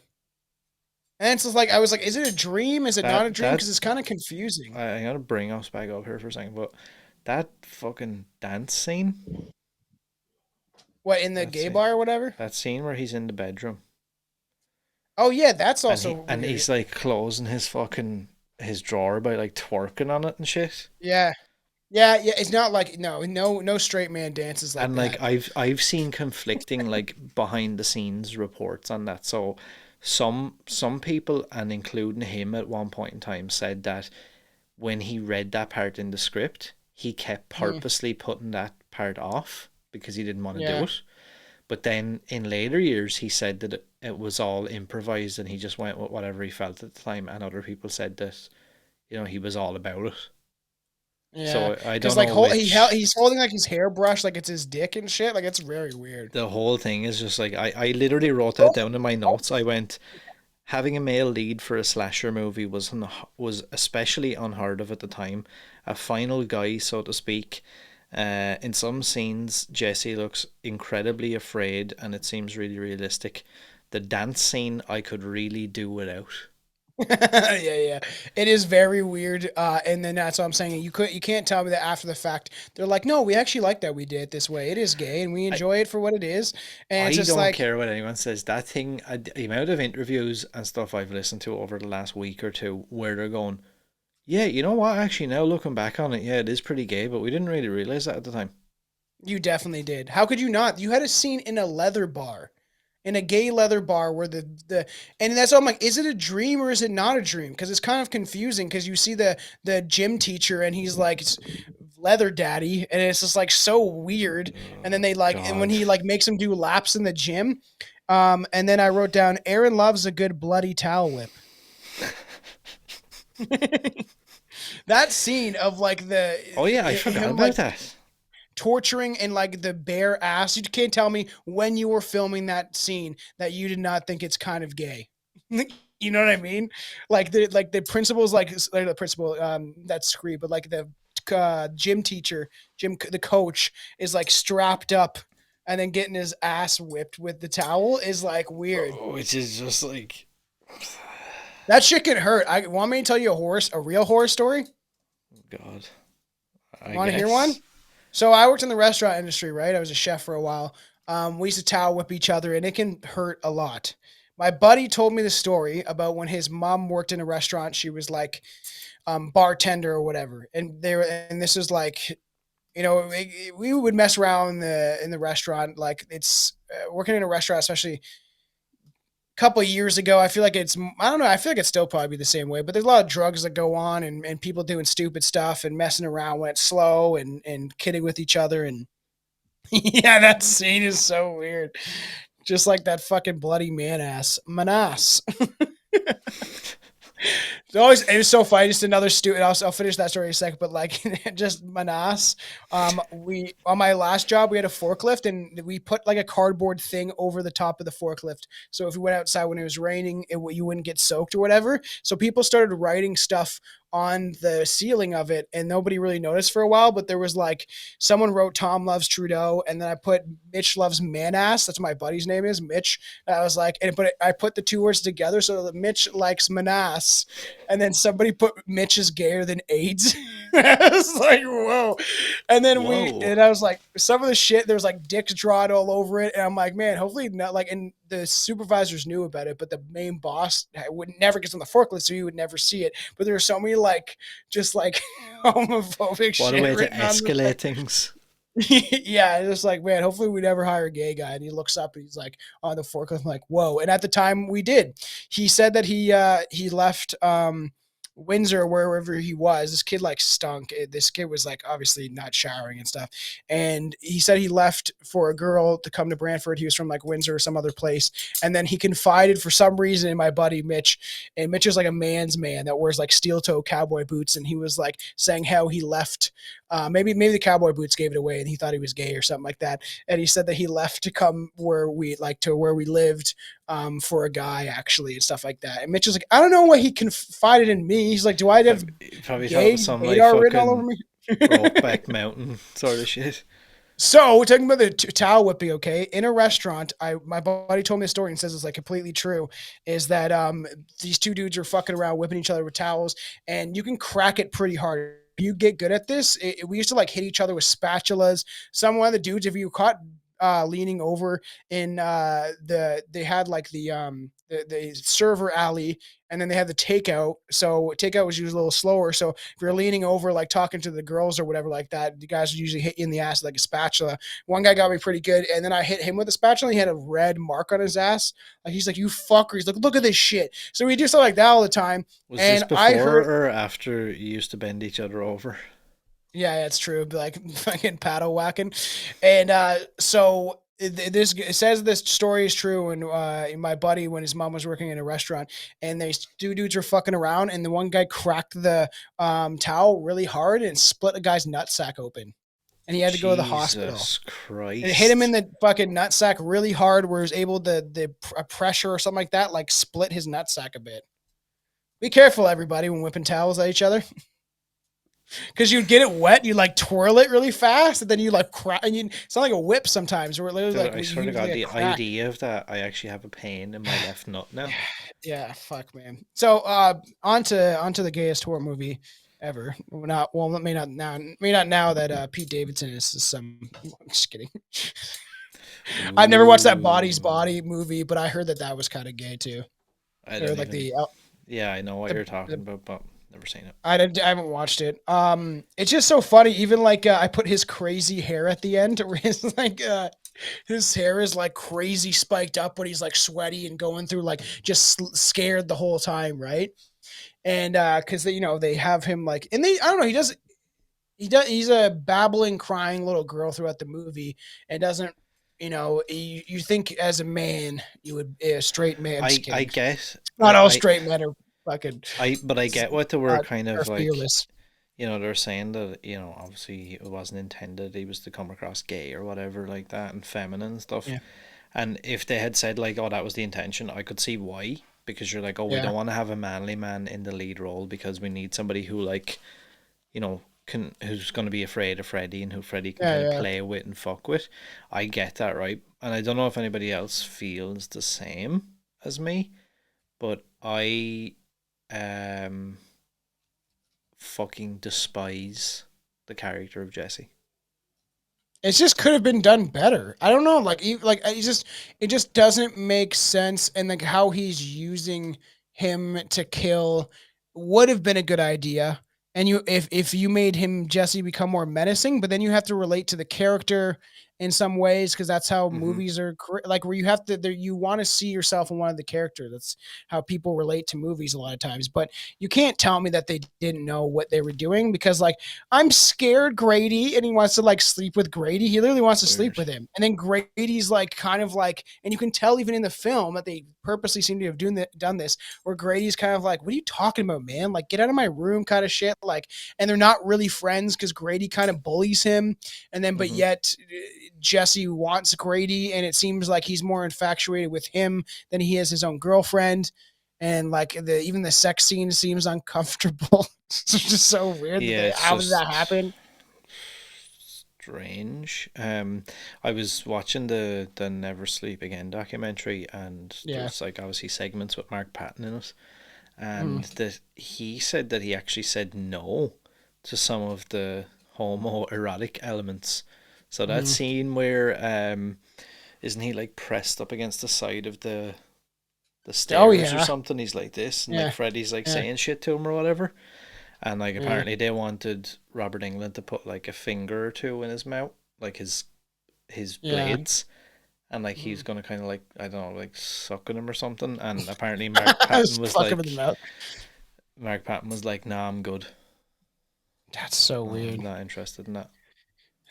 And even the coach balls, like there's all the balls and stuff that like there's so many things, man. When like there's all these balls that are being thrown at him and stuff like that. There's some weird shit, man.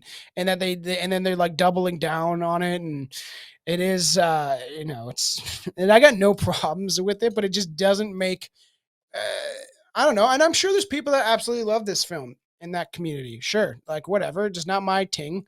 But it could have been better. There's so many problems with it where like, oh, we didn't mean it to be gay, and then they double down and say, well, actually we did mean it to be gay, and they keep going back and forth, especially in the doc of what they think it is and how they're claiming they didn't know, and then they said they did know, and it's just like you're kind of contradicting yourself a bunch of times in this. Yeah, like and part of me, like I had written down, I was like, the movie takes such a switch tonally, it's actually quite jarring when you think about it. Would have been completely unheard of at the time in the mid-80s.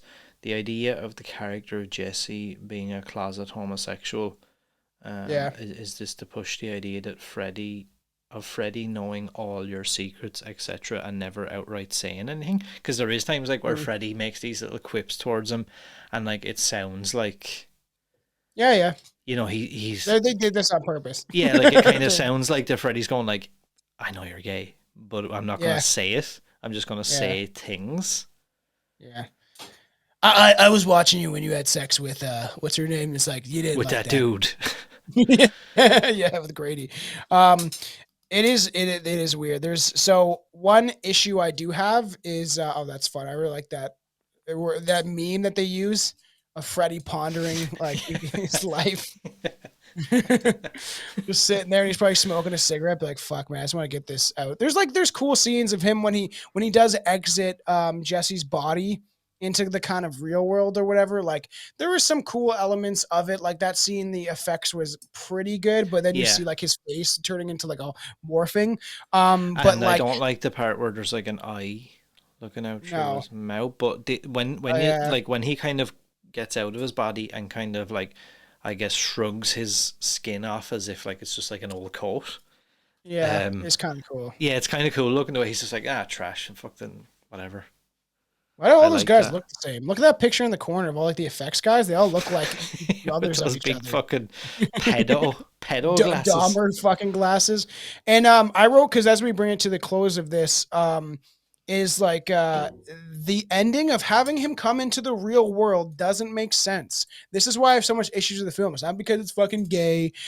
It's because there's certain elements of it that don't make sense, especially for a second film in a series of where the first one was actually pretty scary and freaky and these overtones of like this predator, and they just didn't Mhm. make it the same in the second movie. And then he comes there, he's like, you are all my children now. And like how he's in the real world does not make sense. I did say the party scene is fun, but has always bothered me. The guy tells Freddy, no one's going to hurt you, man. Calm down. Calm down, man. Nobody's going to hurt you. And I always thought that was kind of funny. It's like, why you, this guy looks like he's a burned creature from like the depths of hell. And you're like, no one's going to hurt you, man. It's okay. It's okay. I know you're angry. It's just like very weird. Yeah, like I had written down that as being one of my lines that I like when he says you're all my Yeah. children now, and like Yeah, that's the a fun I line. guess I think I have an image of it here. That look there where he's like kind of glistening It's and fun. the fire The goes off behind barbecue's him. on fire. But like I as much as I enjoy that scene, and Yeah. it reminds me of in Freddy vs. Jason, we get that like cornfield scene where Jason comes back and he's just like hacking everybody up. Yeah. I really like that pool party scene or whatever it is. It's definitely one of like the most well known moments in the movie. But Yeah. I also remember writing down, I was like, the pool party scene is one of the most memorable on this watch. But I remember up until this point, I always hated that sequence, and I think it's He like from jumps out of nowhere and then he's like because running it's around. weird. He comes up out of the ground like fucking Rey Mysterio in fucking WWE. Yeah. And then like just like, even with the flames behind him and stuff, there's different things like that. And then I'm like, I don't know, I feel like obviously he's not Jason or Michael Myers, so he's not like 7 feet tall. He's like, No. fucking 5'8", 5'9" maybe. So he's just a regular sized dude, and I felt like putting him in the real world in a setting like that, it kind of like I think like discredited, because it kind of looks like a little bit of a joke, like because there's all these like kind of jock looking dudes, and you're like, everyone there is bigger than, like there's chicks And bigger you than can't. That's what I'm saying. There's like 30 kids or whatever, and no one's beating him up. No one's like there's objects you could take and hit him with, and everyone's just running scared. But would you not have the guy? And they show kind of guys trying to take him down. And he like throws them or whatever, or cuts them up, and There it's is, just yeah, doesn't make there's- sense. There's a dude, there's a kind of a chubby guy who gets stabbed in the stomach. And I think it's really underrated. Like nobody ever talks about it, but it's actually really cool because as Freddy stabs him in the guts, like the amount of blood that starts to pour out of him, and I think it's done really well. But it like you see it in like in an instant. But there's also probably for me one of the worst deaths in any movie fucking ever is in this scene when they're all trying to jump over the fence and there's a dude lying on the ground. Yeah. And they're like stepping on his head and stepping on his neck. And I think like the idea is I remember that. the idea I think is supposed to be like Trampling. that they have trampled him to death, and like Yeah. there's just one single I think line of blood coming out of his mouth, and it's just Yeah. the worst looking fucking thing I've ever seen. I'm like, wow, that is absolutely terrible. Well, and I don't know. It's just like the whole idea of him now being like, It's the second movie, and you're gonna bring him out into the real world at the end of it. Like, why? Why wouldn't you save that for a later film? Or like the whole reason why he's scary is because they exist in a place in your dreams where you're vulnerable and most times alone. But now there's 30 guys that could have beat him up, and somehow he's over to overpower them. Yes, he is a mythical type creature, dream man. It's just, I don't know. It's just like I've always had a problem with it. As much as when I was a kid, I thought it was probably fun. When I rewatched it as an adult, I'm like, man, you missed so many opportunities to make this film better, more scary. You kind of made Freddy into a joke. I'm sure that Wes Craven did not like it. I'm sure he went and saw it and was like, man, what the fuck? What? And I'm sure at the time Yeah. Wes Craven's like, you made this gay, man. You made my character gay. This is I'm not going to lie, and it's not because of like I have anything against gay people or No. whatever, but like I know that if it was me and I had like felt like I worked so hard to make this kind of serious character and then it turned into this in the sequel, I'd be like, what the fuck is And it's wrong nothing with to do with nothing to do with fucking like I said, people can claim what they want, and if they want to call us homophobic or some bullshit, you're factually incorrect. One of my co-hosts on Strange Brew Podcast is literally gay, and I have nothing against any person that is gay. I have a problem when everyone gets together to claim one thing under one umbrella when everyone is fairly pretty different. So it's a really weird when you mash everyone together in one community. It does not make sense, and now you see the outrage of certain people and even people within that community. They're like, enough is enough, man. Why do we have to like all be under the same umbrella? It's kind of strange. What's your favorite poster from what's on screen there? You had to choose between those. Um, I would definitely say the one where it's the house and it's actually Freddy. Really, like it's actually the makeup done of Robert Englund. Some of them are pretty fun, actually looking. There's some fun, like posters on the screen. The one where he's like cartoon and he's like got his hands up, and it's Weird. like Freddy's Revenge in the bus. It just looks fucking weird. So you see the one on the far right? What when he the Japanese looking one? No, on the right hand side. Oh, where far like, right. Oh, he's hugging that's the original poster. Yeah, but again, that reminds me of the fucking that poster we were talking about earlier. Yeah, I know. Well, Where they it has kind of that like replicate it. weird kind of claw hand thing that doesn't really look Yeah. like it. Kind of looks like his hand from fucking New Nightmare, and Mhm. that like weird skeleton face thing that's not him either. It's very weird. I always remember the poster of him staying there with like the house and the blue background of the clouds and stuff like that. And Yeah. like this film is fun for what it is. I don't want to alienate our audience in any way about if people are listening that are part of whatever community. I could not care less. But I'm sure this is a big staple for them in the community and stuff like that, because it was overtly gay and they claim they didn't mean to, but it seems like they definitely meant to. And like, I still enjoy it for what it is. I feel like I enjoyed it more when I was younger, but like, it's just there's so many flaws and holes, and they had so much. You had opportunity to make it, I don't know, better than what it is. Like, I don't know. There's my main guff is having is because he's gay. I'm just fucking kidding. That's not it. It's the end scene. it is. I'm fucking kidding. Yeah, it is. The end scene of him being in the real world. I was like, why are you doing this in the second movie? And having him like running around, like just sporadically running around with his claw, and like it just like it doesn't. I don't know. It doesn't fit well. He's the reason he's scary is because you're vulnerable in your dreams and you're alone. We talked about this before. I think it was on one of the commentaries as well. But there was I found online. There's a Fangoria article from 1989, and there's a screenwriter who had written a script called Freddy's Baby, and the concept of it was a tribute to Rosemary's Baby from 1968. The story followed a new family moving into the house, a teenage boy, his pregnant mother, and a stepfather that the boy didn't get along with. It was a more physical and realistic script, with the dream stuff being less central to the story. The story was more of a possession scenario, with Freddy getting inside the mother's womb and controlling the unborn baby from birth. So it was like a kind of a possession movie. Now, not like it didn't. As from what I gather, I haven't read the script or anything, but like the child doesn't get born as like a mini Freddy or anything. It just gets born as a regular child, but he's like Damien. yeah, that kind of idea.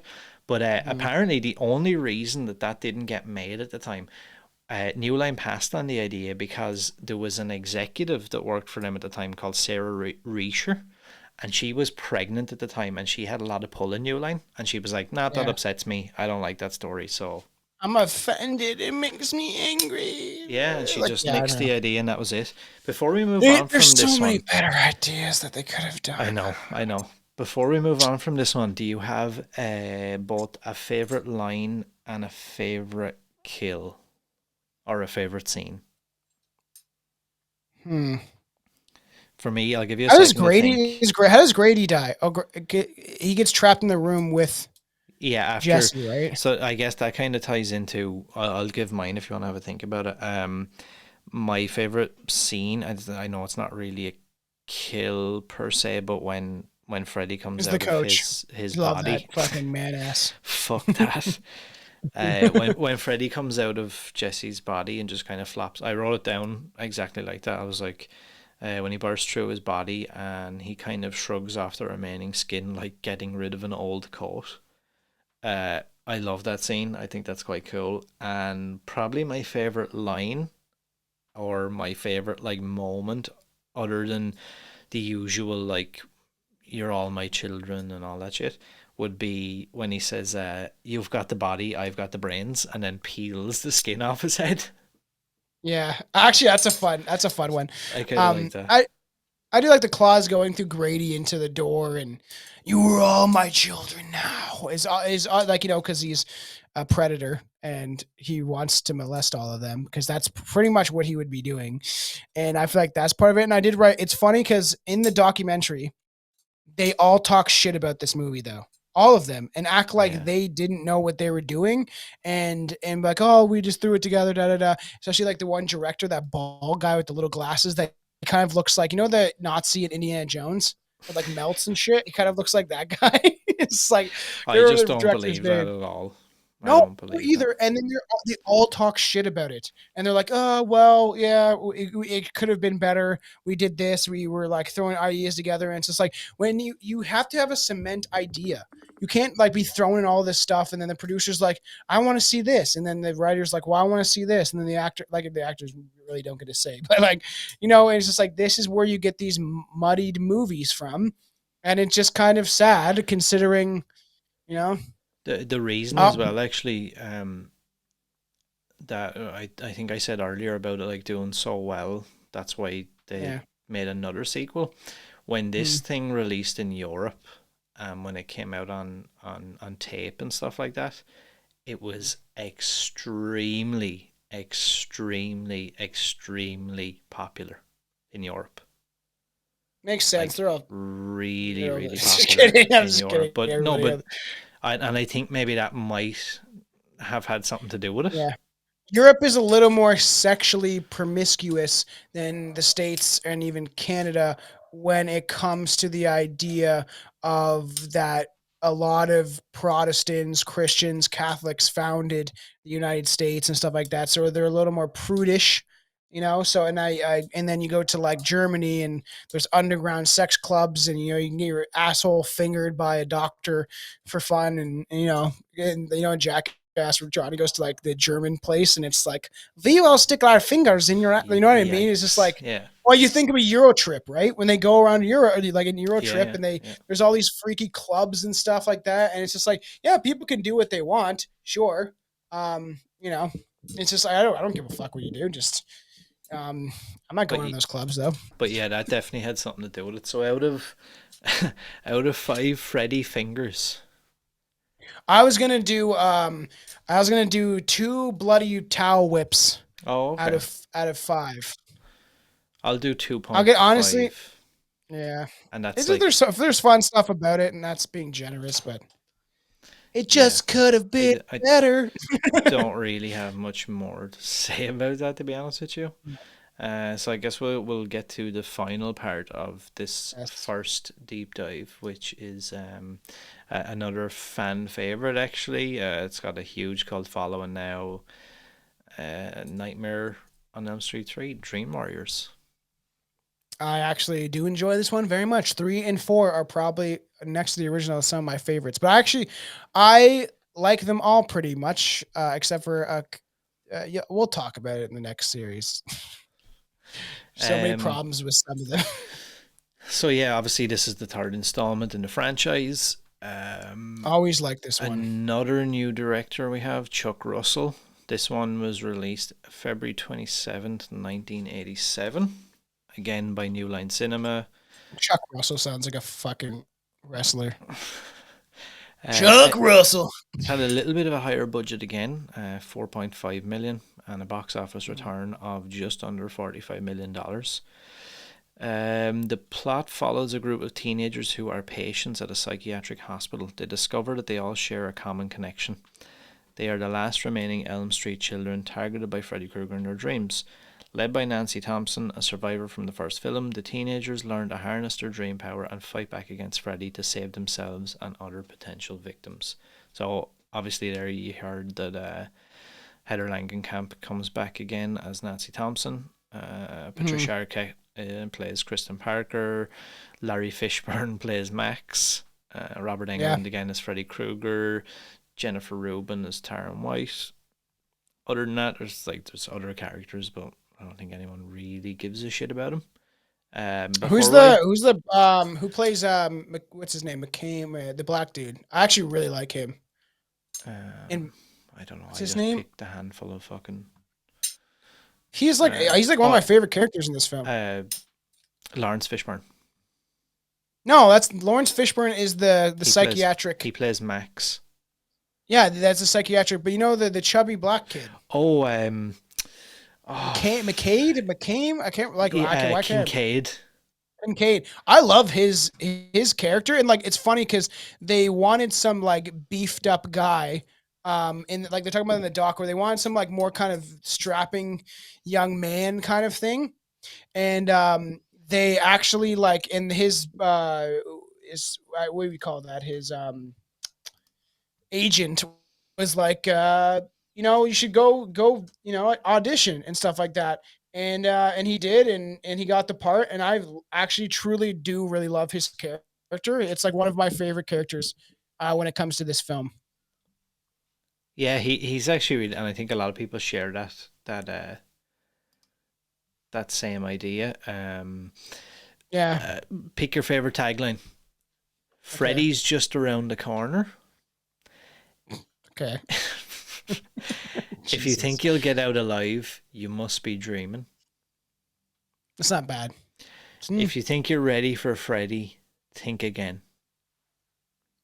I think if you're ready for Freddy, think again. I like that one.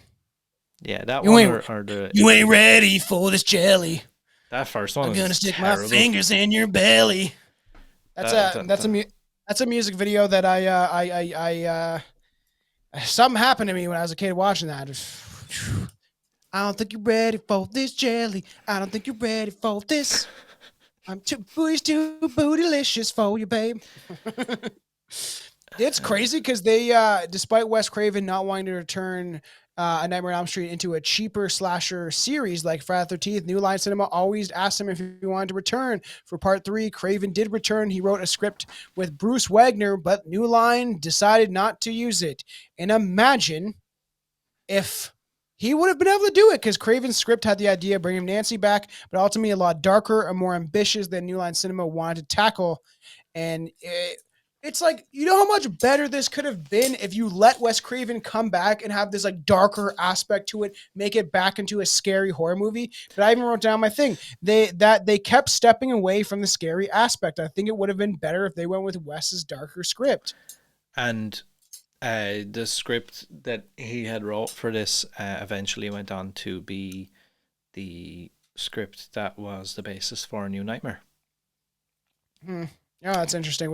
That's going to be a thing on its own, just because that I really do enjoy that movie. Yeah, reinvented the wheel with that one. Yeah, But you see, Kind of right? crazy. Is Is this the one with the nerdy kid in it? Is this the one with the kid with the cape? Is right? Yeah.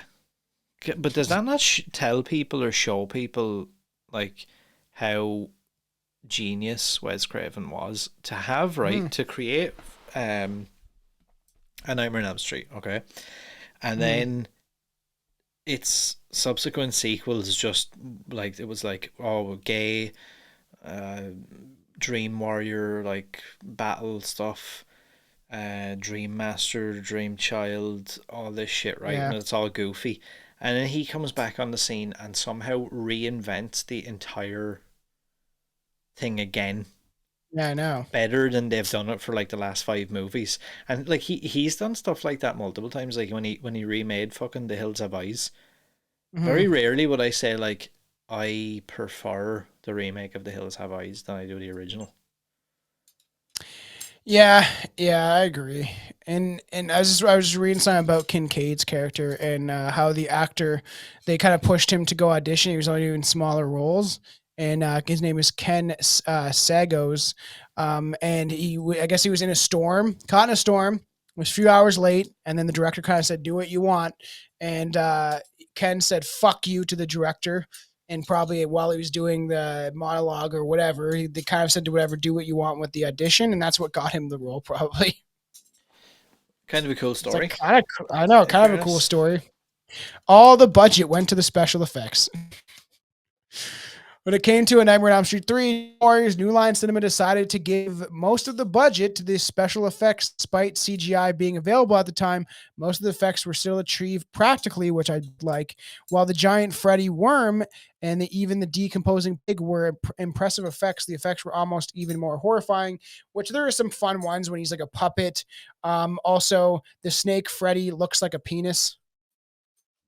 It does. Yeah, I'm not crazy. I don't like that. But that, hey, to be honest with you. I'll say 100% the scene of where they're tearing out the kid's fucking veins is probably one of the best special effects kills when it comes to a Nightmare on Elm Street film. I actually do love that shit. That used to freak me the fuck out for years. The idea of that used to terrify me. Yeah. And then you have like even this TV scene, "Welcome to prime time, bitch." Like that's great. And that like chick that like, do you know she, that was, she looks like a white Asian chick. I don't know what she is, but do you know that was she has an interesting look to her. Improvised line. So like they had shot that and that wasn't in the script, and they had shot it a few times, and then they went to do like another take, and I don't know, whoever was there said to Robert Englund, just do something different or do whatever you feel. We're just going to get a different angle. And he said that, and it just became super iconic, but there was no intention. I love the idea of him puppeting that shit, man. Like puppeting the kid with the veins being pulled out of his arms is very freaky. There's a lot of really cool ideas in this, I think. Speaking of, you said there about majority of the budget being used for special effects. There was a scene in the shooting script right up till the end, nearly, till it was removed, but where it doesn't say which character, but one of the Dream Warriors dreamt up a giant Transformer style robot that would then go on to fight Freddy. This made it all the way through the storyboard stages, but eventually towards the end of shooting, finances made it physically impossible. Weird. I guess that makes sense because they already had a bunch of effects. And I'll say, like, out of all the films, I can understand why this one is a fan favorite. You have Nancy coming back. A lot of the characters are good. I wrote down the weirdo that plays that kid with the nurse. I don't know why I wrote that down. Just the actor or the I think it's because if you watch the doc, the guy that plays one of like the younger looking kids, and he's kind of like more of, well, he's kind of like a pussy in the film, and he's the one that gets killed by the Freddy kind of nurse thing, which that's fun. That's a fun scene. Titties. But like, if you see him in the documentary, he's just a weird dude. He said he got involved with drugs and stuff like that after the film. It's just a weird character. I don't know why I wrote that down, but something I must have took from it. I was like, this fucking weirdo. What do you think of the statement that a lot of people think that this movie has the perfect balance between comedy and fun, and then scares. I could say that is like this is one of my favorites. Like, to be honest, it is really well done. As much as like I love Nightmare on Elm Street Part 3 and I love Friday the 13th Part 3, they're both very well done in that way of kind of a good balance of that slasher film. And even that scene where the chick is working out and her like we have it on screen right now, and her like elbows being ripped up is like grotesque. Disgusting. There's so many good scenes. Like I wrote down like the track marks on the punk chick's arm, like that, like is gross, and they're like talking to her and stuff like that. And obviously, there is people that supposedly claim that it helped them get off drugs, like that scene. And like, I don't want to stick needles in my arm anymore. I shouldn't be doing it in the first place there. But people get in bad situations and turn to drugs and something that can make them feel better. The reality is harsh. Have you ever heard of like that whole story about the glove being stolen? Like the actual prop glove?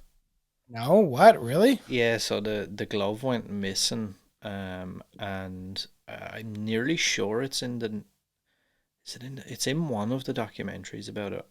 The director, Chuck Russell, he said that, like, I don't know how they figured this out, but basically it was like an investigation to find out what actually went on, because everybody was kind of looking at each other and thinking like, oh, maybe the director took it as like a memento, or maybe this person took it or that person took it. But apparently what happened was two hardcore fans snuck on set disguised as key grips and waited till everybody like were going around like working essentially all morning, and then waited till the crew took a break and then went and grabbed the glove and ran away with it. And that was missing. That glove was missing for years and years and years until some big collector managed to find it somewhere. I don't know exactly how he tracked it down. Yeah, and he bought it, which is fucking. That's kind of cool. I don't know. I'd probably fucking, if I was a stupid kid and like a big fan of this film. Yeah, same. If you had the opportunity, I don't know. Same. And like, there's a super iconic parts in this film, like the Freddy having the needle fingers, cool. Which definitely freaked out a lot of people. It's smart and kind of clever, and I think they did a pretty good job at this movie, especially with the kills and being more creative. The punk chick was supposedly like Tara is her name, or Taryn? Kills Taryn. Weird. I feel like that doesn't sound right. But she was originally gonna. Yeah, it was originally gonna have her head blown off, but they obviously with the budget and stuff like that. But she actually stabbed Robert Englund. Another iconic death in the Dream Warriors is when Freddy kills Taryn. Taryn is recovering drug addict in the film, which Freddy uses against her. His iconic needle fingers. Taryn's power in the dream is basically for being like her power in the dream world is basically being a badass bitch. And when Freddy Krueger attacks her, she battles him with two switchblades. And when Robert Englund and the Ruben, the actor, were filming the scene, Ruben got a bit into her part and actually stabbed Robert Englund with the knife. The knife was likely a prop, but getting stabbed in the ribs still wasn't a pleasant experience for Robert Englund. Oh, it must mean ribs, but weird. In this article from Screen Rant, it says rips. That's a bit weird. I know. And then when Tara dies, her head was supposed to explode, as I said, but they couldn't afford the effect. Pretty interesting. For anybody who's watching the video, obviously we have some posters from different regions in the world. Yeah. That what the fuck's the one with a coat? He's never wearing a coat. That's literally what I was going to talk about. So that was like the UK and Ireland poster. That's the one I remember seeing everywhere. Really? That was like the promo thing that was like everywhere and like in video stores. I think there was actually, I can't remember specifically, but I mentioned earlier about like seeing a Freddy Krueger standee in the video store, and I think that might have been. He was wearing a coat. Yeah, and he was wearing this weird but they like having coats, right? Like... it was fucking weird though, right? It doesn't really make any sense, but I remember that being everywhere. That image of him with that long coat. I'm guessing that's a Spanish poster. Or an Italian one. Yeah, I actually kind of like that one. It reminds me of like, like 1960s posters for like some of the what's those of old vampire movies that Christopher Lee was part of? Hammer films, like the Yeah. Hammer films. It kind of Yeah. reminds me of like those kind of posters. I actually kind of like that one. Again, the I think is the top right. Is that the official one? Yes, I remember that Uh, one. That's definitely. It's still again, cool looking, but again, like it's again, the cool, weird right? glove. But like weird glove and kind of looks like Freddy, but also doesn't. I know it's a weird how they decided to go like with that, and mostly like in the American releases, probably in Canada and all that stuff, is that weird kind of like '80s aesthetic, weird like cartoony, comic booky Yeah, kind of look. yeah. That's what it looks like. Speaking about someone else getting hurt, the nerd character, the character Will, I think he's the one that like on the dock, he's kind of a weirdo. Is a character who is confined to a wheelchair in the dream world. However, Will can not only walk but also is the wizard master, which is a very funny, stupid scene, but I do enjoy it. And he turns into like this weird. He has this weird Dracula cape. Will unfortunately doesn't make it until the end of the movie and is stabbed by Freddy Krueger, and it's a fun scene. And when it came time to film the death scene, the blades on Robert Englund's gloves wouldn't retract, so they had to improvise. Instead of delaying the shot, they delaying the shoot, I guess they stuck 2x4 underneath Will's shirt, the character of Will, and hope for the best. His name is Ira Hayden. And thankfully, Robert Englund had good aim, so he wasn't seriously hurt, but he did have an injury that, like, obviously was decently bad. Yeah. Yeah, keep going. I was gonna say that the one chick, like the blonde girl that gets her head shoved through the TV. Everyone since I was a kid, I was like, she just like has a weird look to her. Yeah, she does kind of have a weird face. Her features Yeah, really weird. yeah. Just I don't know if that's bad for me to say, but if it's something I've always took from the film, I was like, yeah, she has a unique look to her. To kind of touch on as well, actually, what you had said, I put down best kill for me was Philip's death. Extremely disturbing visuals, pulling out the nerves and tendons and using him similar to a puppet. And then I had written in, not that I don't like it, but I was like, it's strange in contrast between that to Will's death, where you just see him get stabbed in the chest. Yeah, in this dark alley. Yeah, it's strange because like some of them get these like big elaborate kill scenes, and then some of the scenes it's just like, oh, just gonna stab you a bit, done, in the story. Like the sexy nurse. And like if you watch actually this movie in like on the Blu-ray or in any sort of high def at all, in Will's scene you can actually see 2 wires. 2x4. No, you can see the wires holding them up because it's backlit. So Yeah, like yeah. if you look at it, you can actually see. That's something, and I've seen a lot of people talk about that when companies are re-releasing these older movies in 4K, they should really make the effort to remove some of that stuff. And I was like, yeah, but Yeah, they did with Star Wars, but I was like, they're probably already spending colossal amounts of money to even license and get these things done in 4K. So I was like, they probably don't even have the budget to get someone to come in and polish that out. no, and even then, you have the picture of the nurse scene too. Is Yeah. kind of funny because they were going to actually make like the nurse like naked and then have like Freddy's face on this woman, and you can clearly see the makeup, but they didn't use it because it looked too weird because it wasn't Freddy Krueger. It was like this woman wearing Freddy Krueger makeup, and I feel like it could have worked, but it is fucking, It's fucking weird looking, man. And they just chose not to do it that way because then it looked like this almost an oversized head because the makeup prosthetic would have like they'd have to tuck her hair in and do all this stuff and it would have made her head look slightly bigger, and then she's like to have it on a naked body is just it looks fucking weird. I also wrote down having Nancy return to the franchise here helps to tie in the series back together again. It was good to see her back, although not as good as it should have been. It's unfortunate that we didn't get more of a real showdown between her and Freddy. I feel like this was a massive missed opportunity.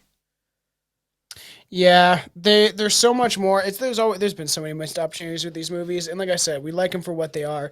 I love this whole series. Even the ones that are terrible are still Same. fun, in my opinion. Like if I could sit down and if you could ever come to Canada or vice versa, whatever, like that, I would love to just do just get drunk or chew some mushrooms and fucking just watch these movies for fucking how it'd be like 10 hours or something ridiculous, 12 hours. But I still enjoy every single one. And there's like, there's always fun elements of these films. And like even I was reading here about how the pig in the movie, when she walks into the house in the dream state of like the Elm Street house, she's a roast pig on the dining room table. When she looks at the pig, it moves and snarls at her. The pig looked very realistic because it actually was a real dead pig. Yeah, and they had the guy like get under it and whatever, and apparently it absolutely fucking stunk. Which I would imagine. I could see how. Do you want to hear some, just to sprinkle it in between some of our talk, do you want to hear some of the names from other regions? Okay. In Japan, the movie was named Nightmare 3 Tragedy House. Tragedy House? Yeah, not really digging that one. I want to hear, what was that in Japan? Yeah, and then in France. I want to hear someone with a Japanese accent say that. Tragedy House. Oh, God. In France, it was named Freddy 3 Claws of the Nightmare. Claws of the Nightmare. I knew it. I knew he was ready to do it. It's just strange, eh? And it's just funny because the French, I love the French. They know how to start a revolution. But anyone that's in Quebec, go fuck yourself, okay? I'm just kidding.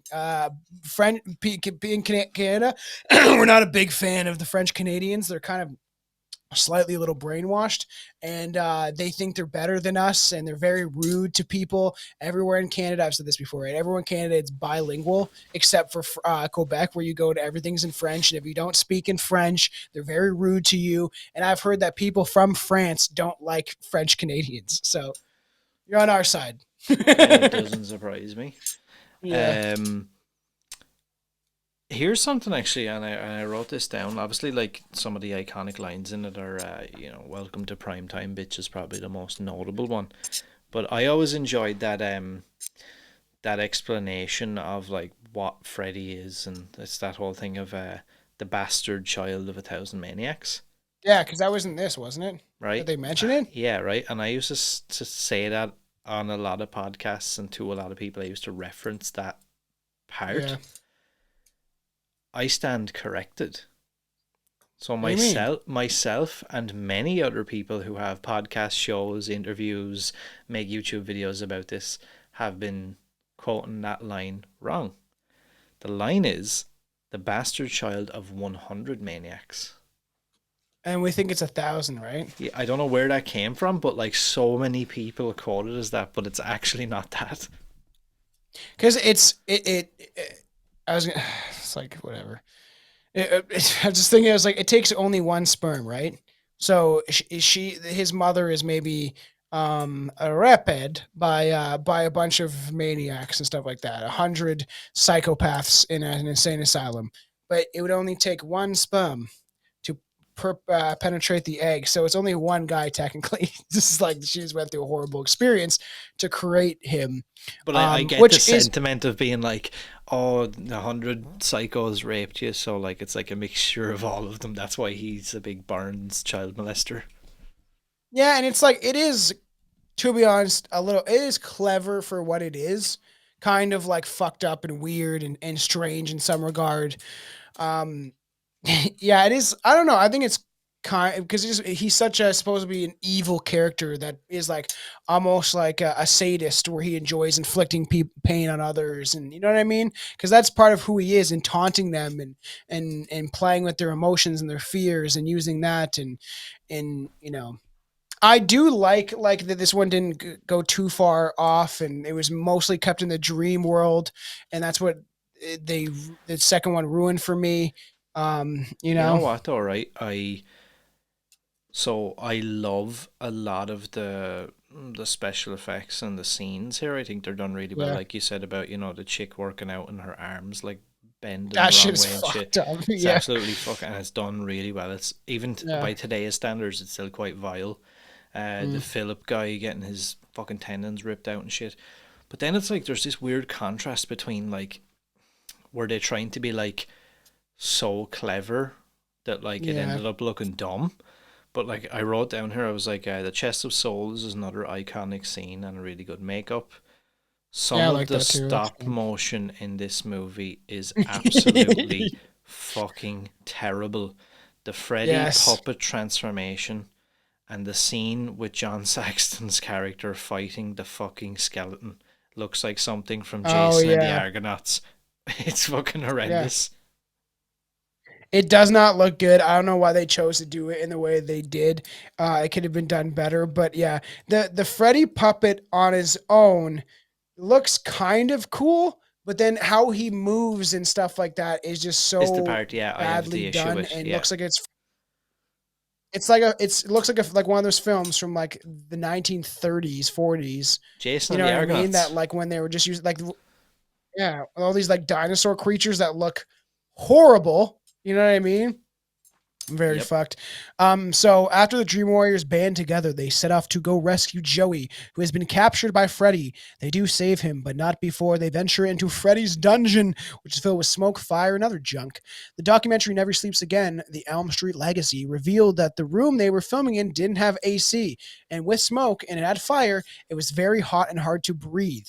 This also made the tension of the room very thick, as Chuck Russell wanted to make everything perfect, which ultimately set filming that day way behind. So, and this dungeon scene, there's no AC. That's why they're like completely sweaty, and there's actual fire and smoke, and that's just a fun fact of like how uncomfortable some of the actors were probably during those scenes. I think I actually seen something about that. They said something about like fire officers and different things. Mm-hmm. There was like a whole back and forth there because of that. Yeah. Oh yeah, that'd be fucked. Yeah, I guess you'd have to have firefighters staying by and stuff like that. Oh, weird. Yeah, like again, look, there's lots of iconic scenes. I remember feeling like, when you really break it down, Nancy's death is like super anticlimactic. Like it's just, I feel like seen Yeah. as like, she's the one that's supposed to have started this whole thing. She's like the final girl of the series. You get like Halloween has fucking Laurie Strode. Chucky has fucking Andy Barkley or whatever. They don't make him gay. Yeah. he is was true. he was a final boy. To be fair, But though, he's a boy. they've He made is a everything child. else in that series gay, though. I know. I noticed that I haven't watched the new season of the show. I was enjoying it in some regard, but my girlfriend did not like it. She was like, "It's dumb. It's over the top. It's too over the top." And but that's part of what I that's what part of Chucky is. love Chucky, but I don't like that aspect of it.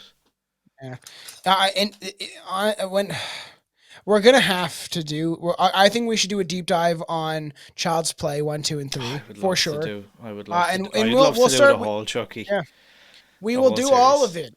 But I think we should start with just do Child's Play deep dive for everyone that is interested, and do certain stuff by itself, because I feel like I would love to do The Bride of Chucky for sure. Oh, that yeah. movie is great. Love that movie. Even doing a commentary and a review and doing a different style of maybe a deep dive. But we have to do The Seed of Chucky, and it has to be like a fucking watch along, like review and commentary, because that shit is fucking stupid. We may get cancelled after that one because I have quite a few things to say about that. It's fucking weird. It's like, it's such a strange, But not even in a good film. way. It's just like, this is just Glenda awful. the retard. And sorry everybody, but It's like, this is I know just some people awful. might think I'm Asshole! but that's just who I am. But yeah, I was trying to find Freddy clips that was like on soundboards, and there's some like random ones like this. Where's the fucking bourbon?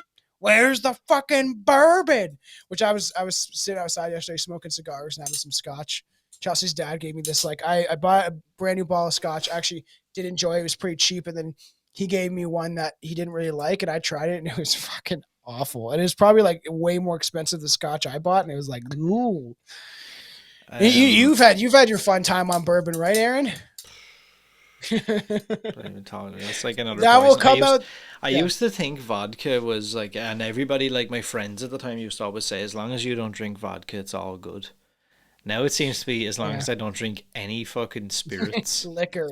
I know. Fuck. Vodka was always safe for me. I was not a fan of gin until I got older. And everyone that doesn't like gin, you just haven't had the right gin yet. Because I've had this elderflower gin that is incredibly good. There are some very good gins. Gins are more expensive, especially because they're there's some good flavor palace to gin if you can actually get into it. But like whiskey used to make me angry, and then I got older, and it kind of eventually dissipated. But I was gonna say the Halloween live special will come out on Patreon this year, but we're cutting as soon as Billy leaves. So don't worry, it doesn't get into any messy territory when you were wasted.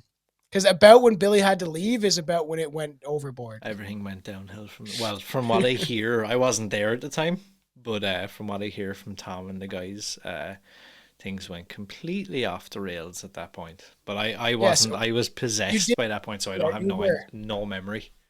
You did chug a bottle of wine, and then you chugged a fucking bottle of Jack Daniels, which is disgusting.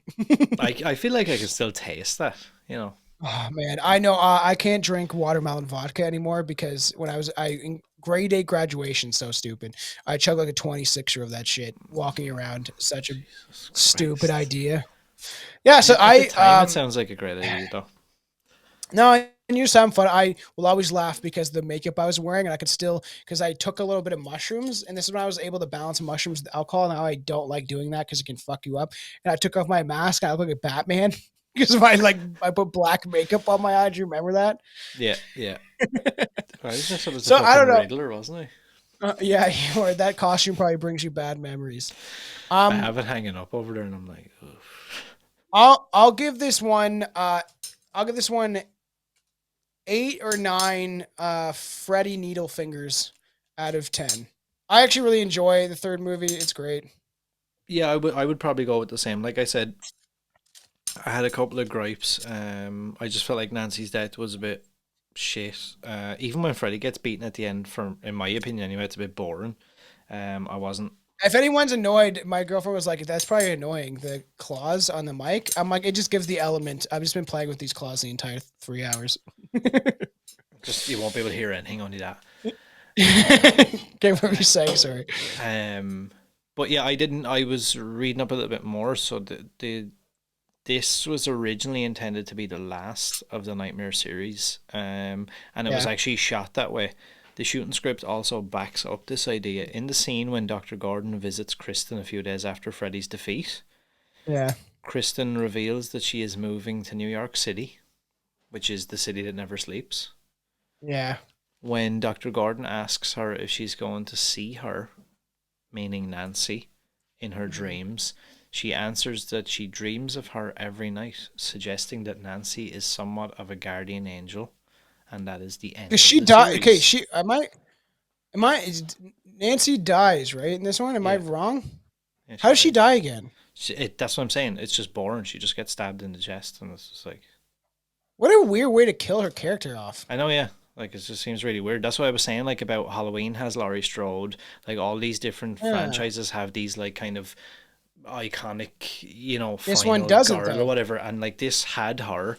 And they just kind of went, I don't know, like, well, we've wasted all the cool kills on other people. Let's just, like, I don't know, just, like, stab her in the chest. Very strange. They could have made it more intimate because of Freddy's, like, love for her.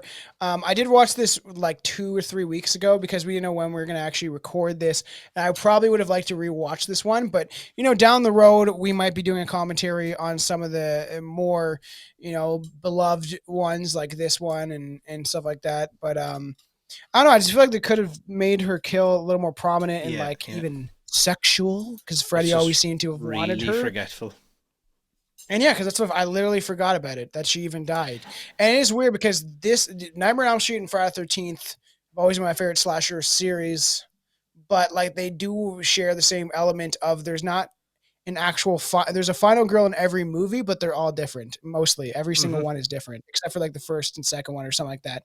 And at least for Friday the 13th, and then they bring her back for the third one. So it is kind of weird considering I don't know, like it will be fun to get into the next deep dive. I really did enjoy this. and I hope the fans did too. And I know, I hope that people enjoy me coming in as another host because I am kind of rude sometimes when it comes to stuff. I don't know if people think that, but I speak my mind, and I'm probably never gonna stop. Yeah, he is very rude, everybody. But it's okay. I'm used to being called all sorts of names, so it doesn't phase me, And especially. rude is probably the nicest one. Yeah, I know exactly. It's fine. People think I'm a fucking white supremacist because I don't like the government. That's pretty fucking weird, in my opinion. This is like, so I'm the one that's bad. But you like Freddy Krueger though, so you're cool.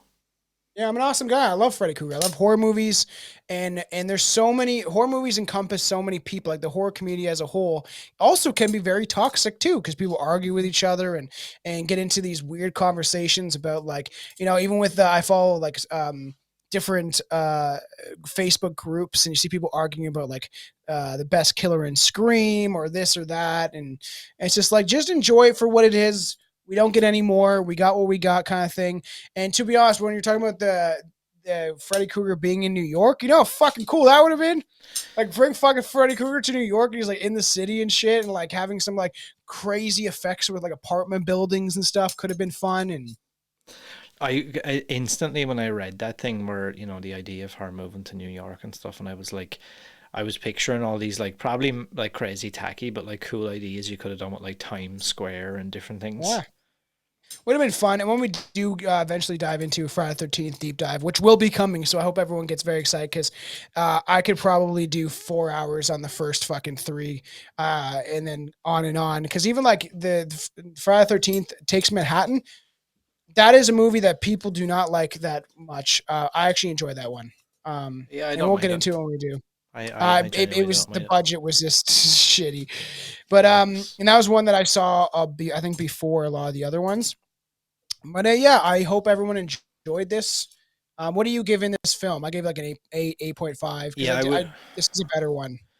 I would probably give it the same again. Like, look, there's things I could probably pick out that I don't like. I've Mhm. mentioned a few things. I just feel like, uh, how Nancy dies. I just feel like was just completely lost on it. If they Yeah, had given that a I better like agree. final showdown, I'm not saying she shouldn't have died, but even if they Yeah. were going to kill her off, they could have, like you said, made it more intimate or made it something like you actually care. Like, for example, your reaction there, where you're like, "Oh yeah, she dies in this one. How does she die?"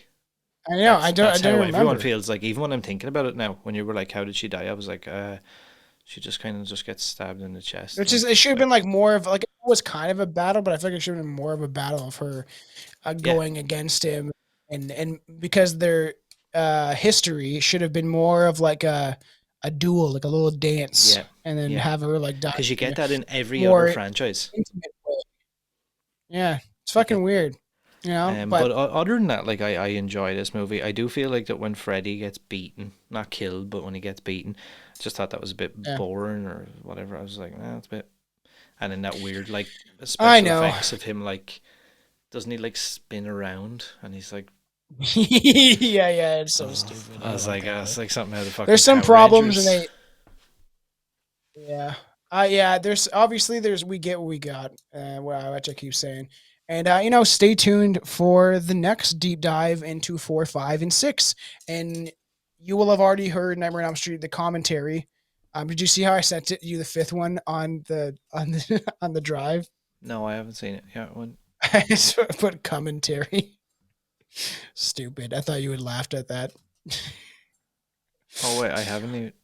I don't have that, which is Oh, you weird. fucking really? Let me see. Yeah, That's gonna be that one was fun, and honestly, like for the people that enjoy that stuff, I actually really enjoyed, um, doing the commentaries, of these films. We have actually yet to do the 6th one, which we will be probably doing in the next week or so, as we're recording this one. But like, for the people that like haven't checked the commentaries, they are fun. We are trying to do it in a different way now, and not be so random, I guess you could say, like yeah, off the cuff, and actually give you some like fun facts and stuff. But I actually really enjoy watching yeah. those. Likewise.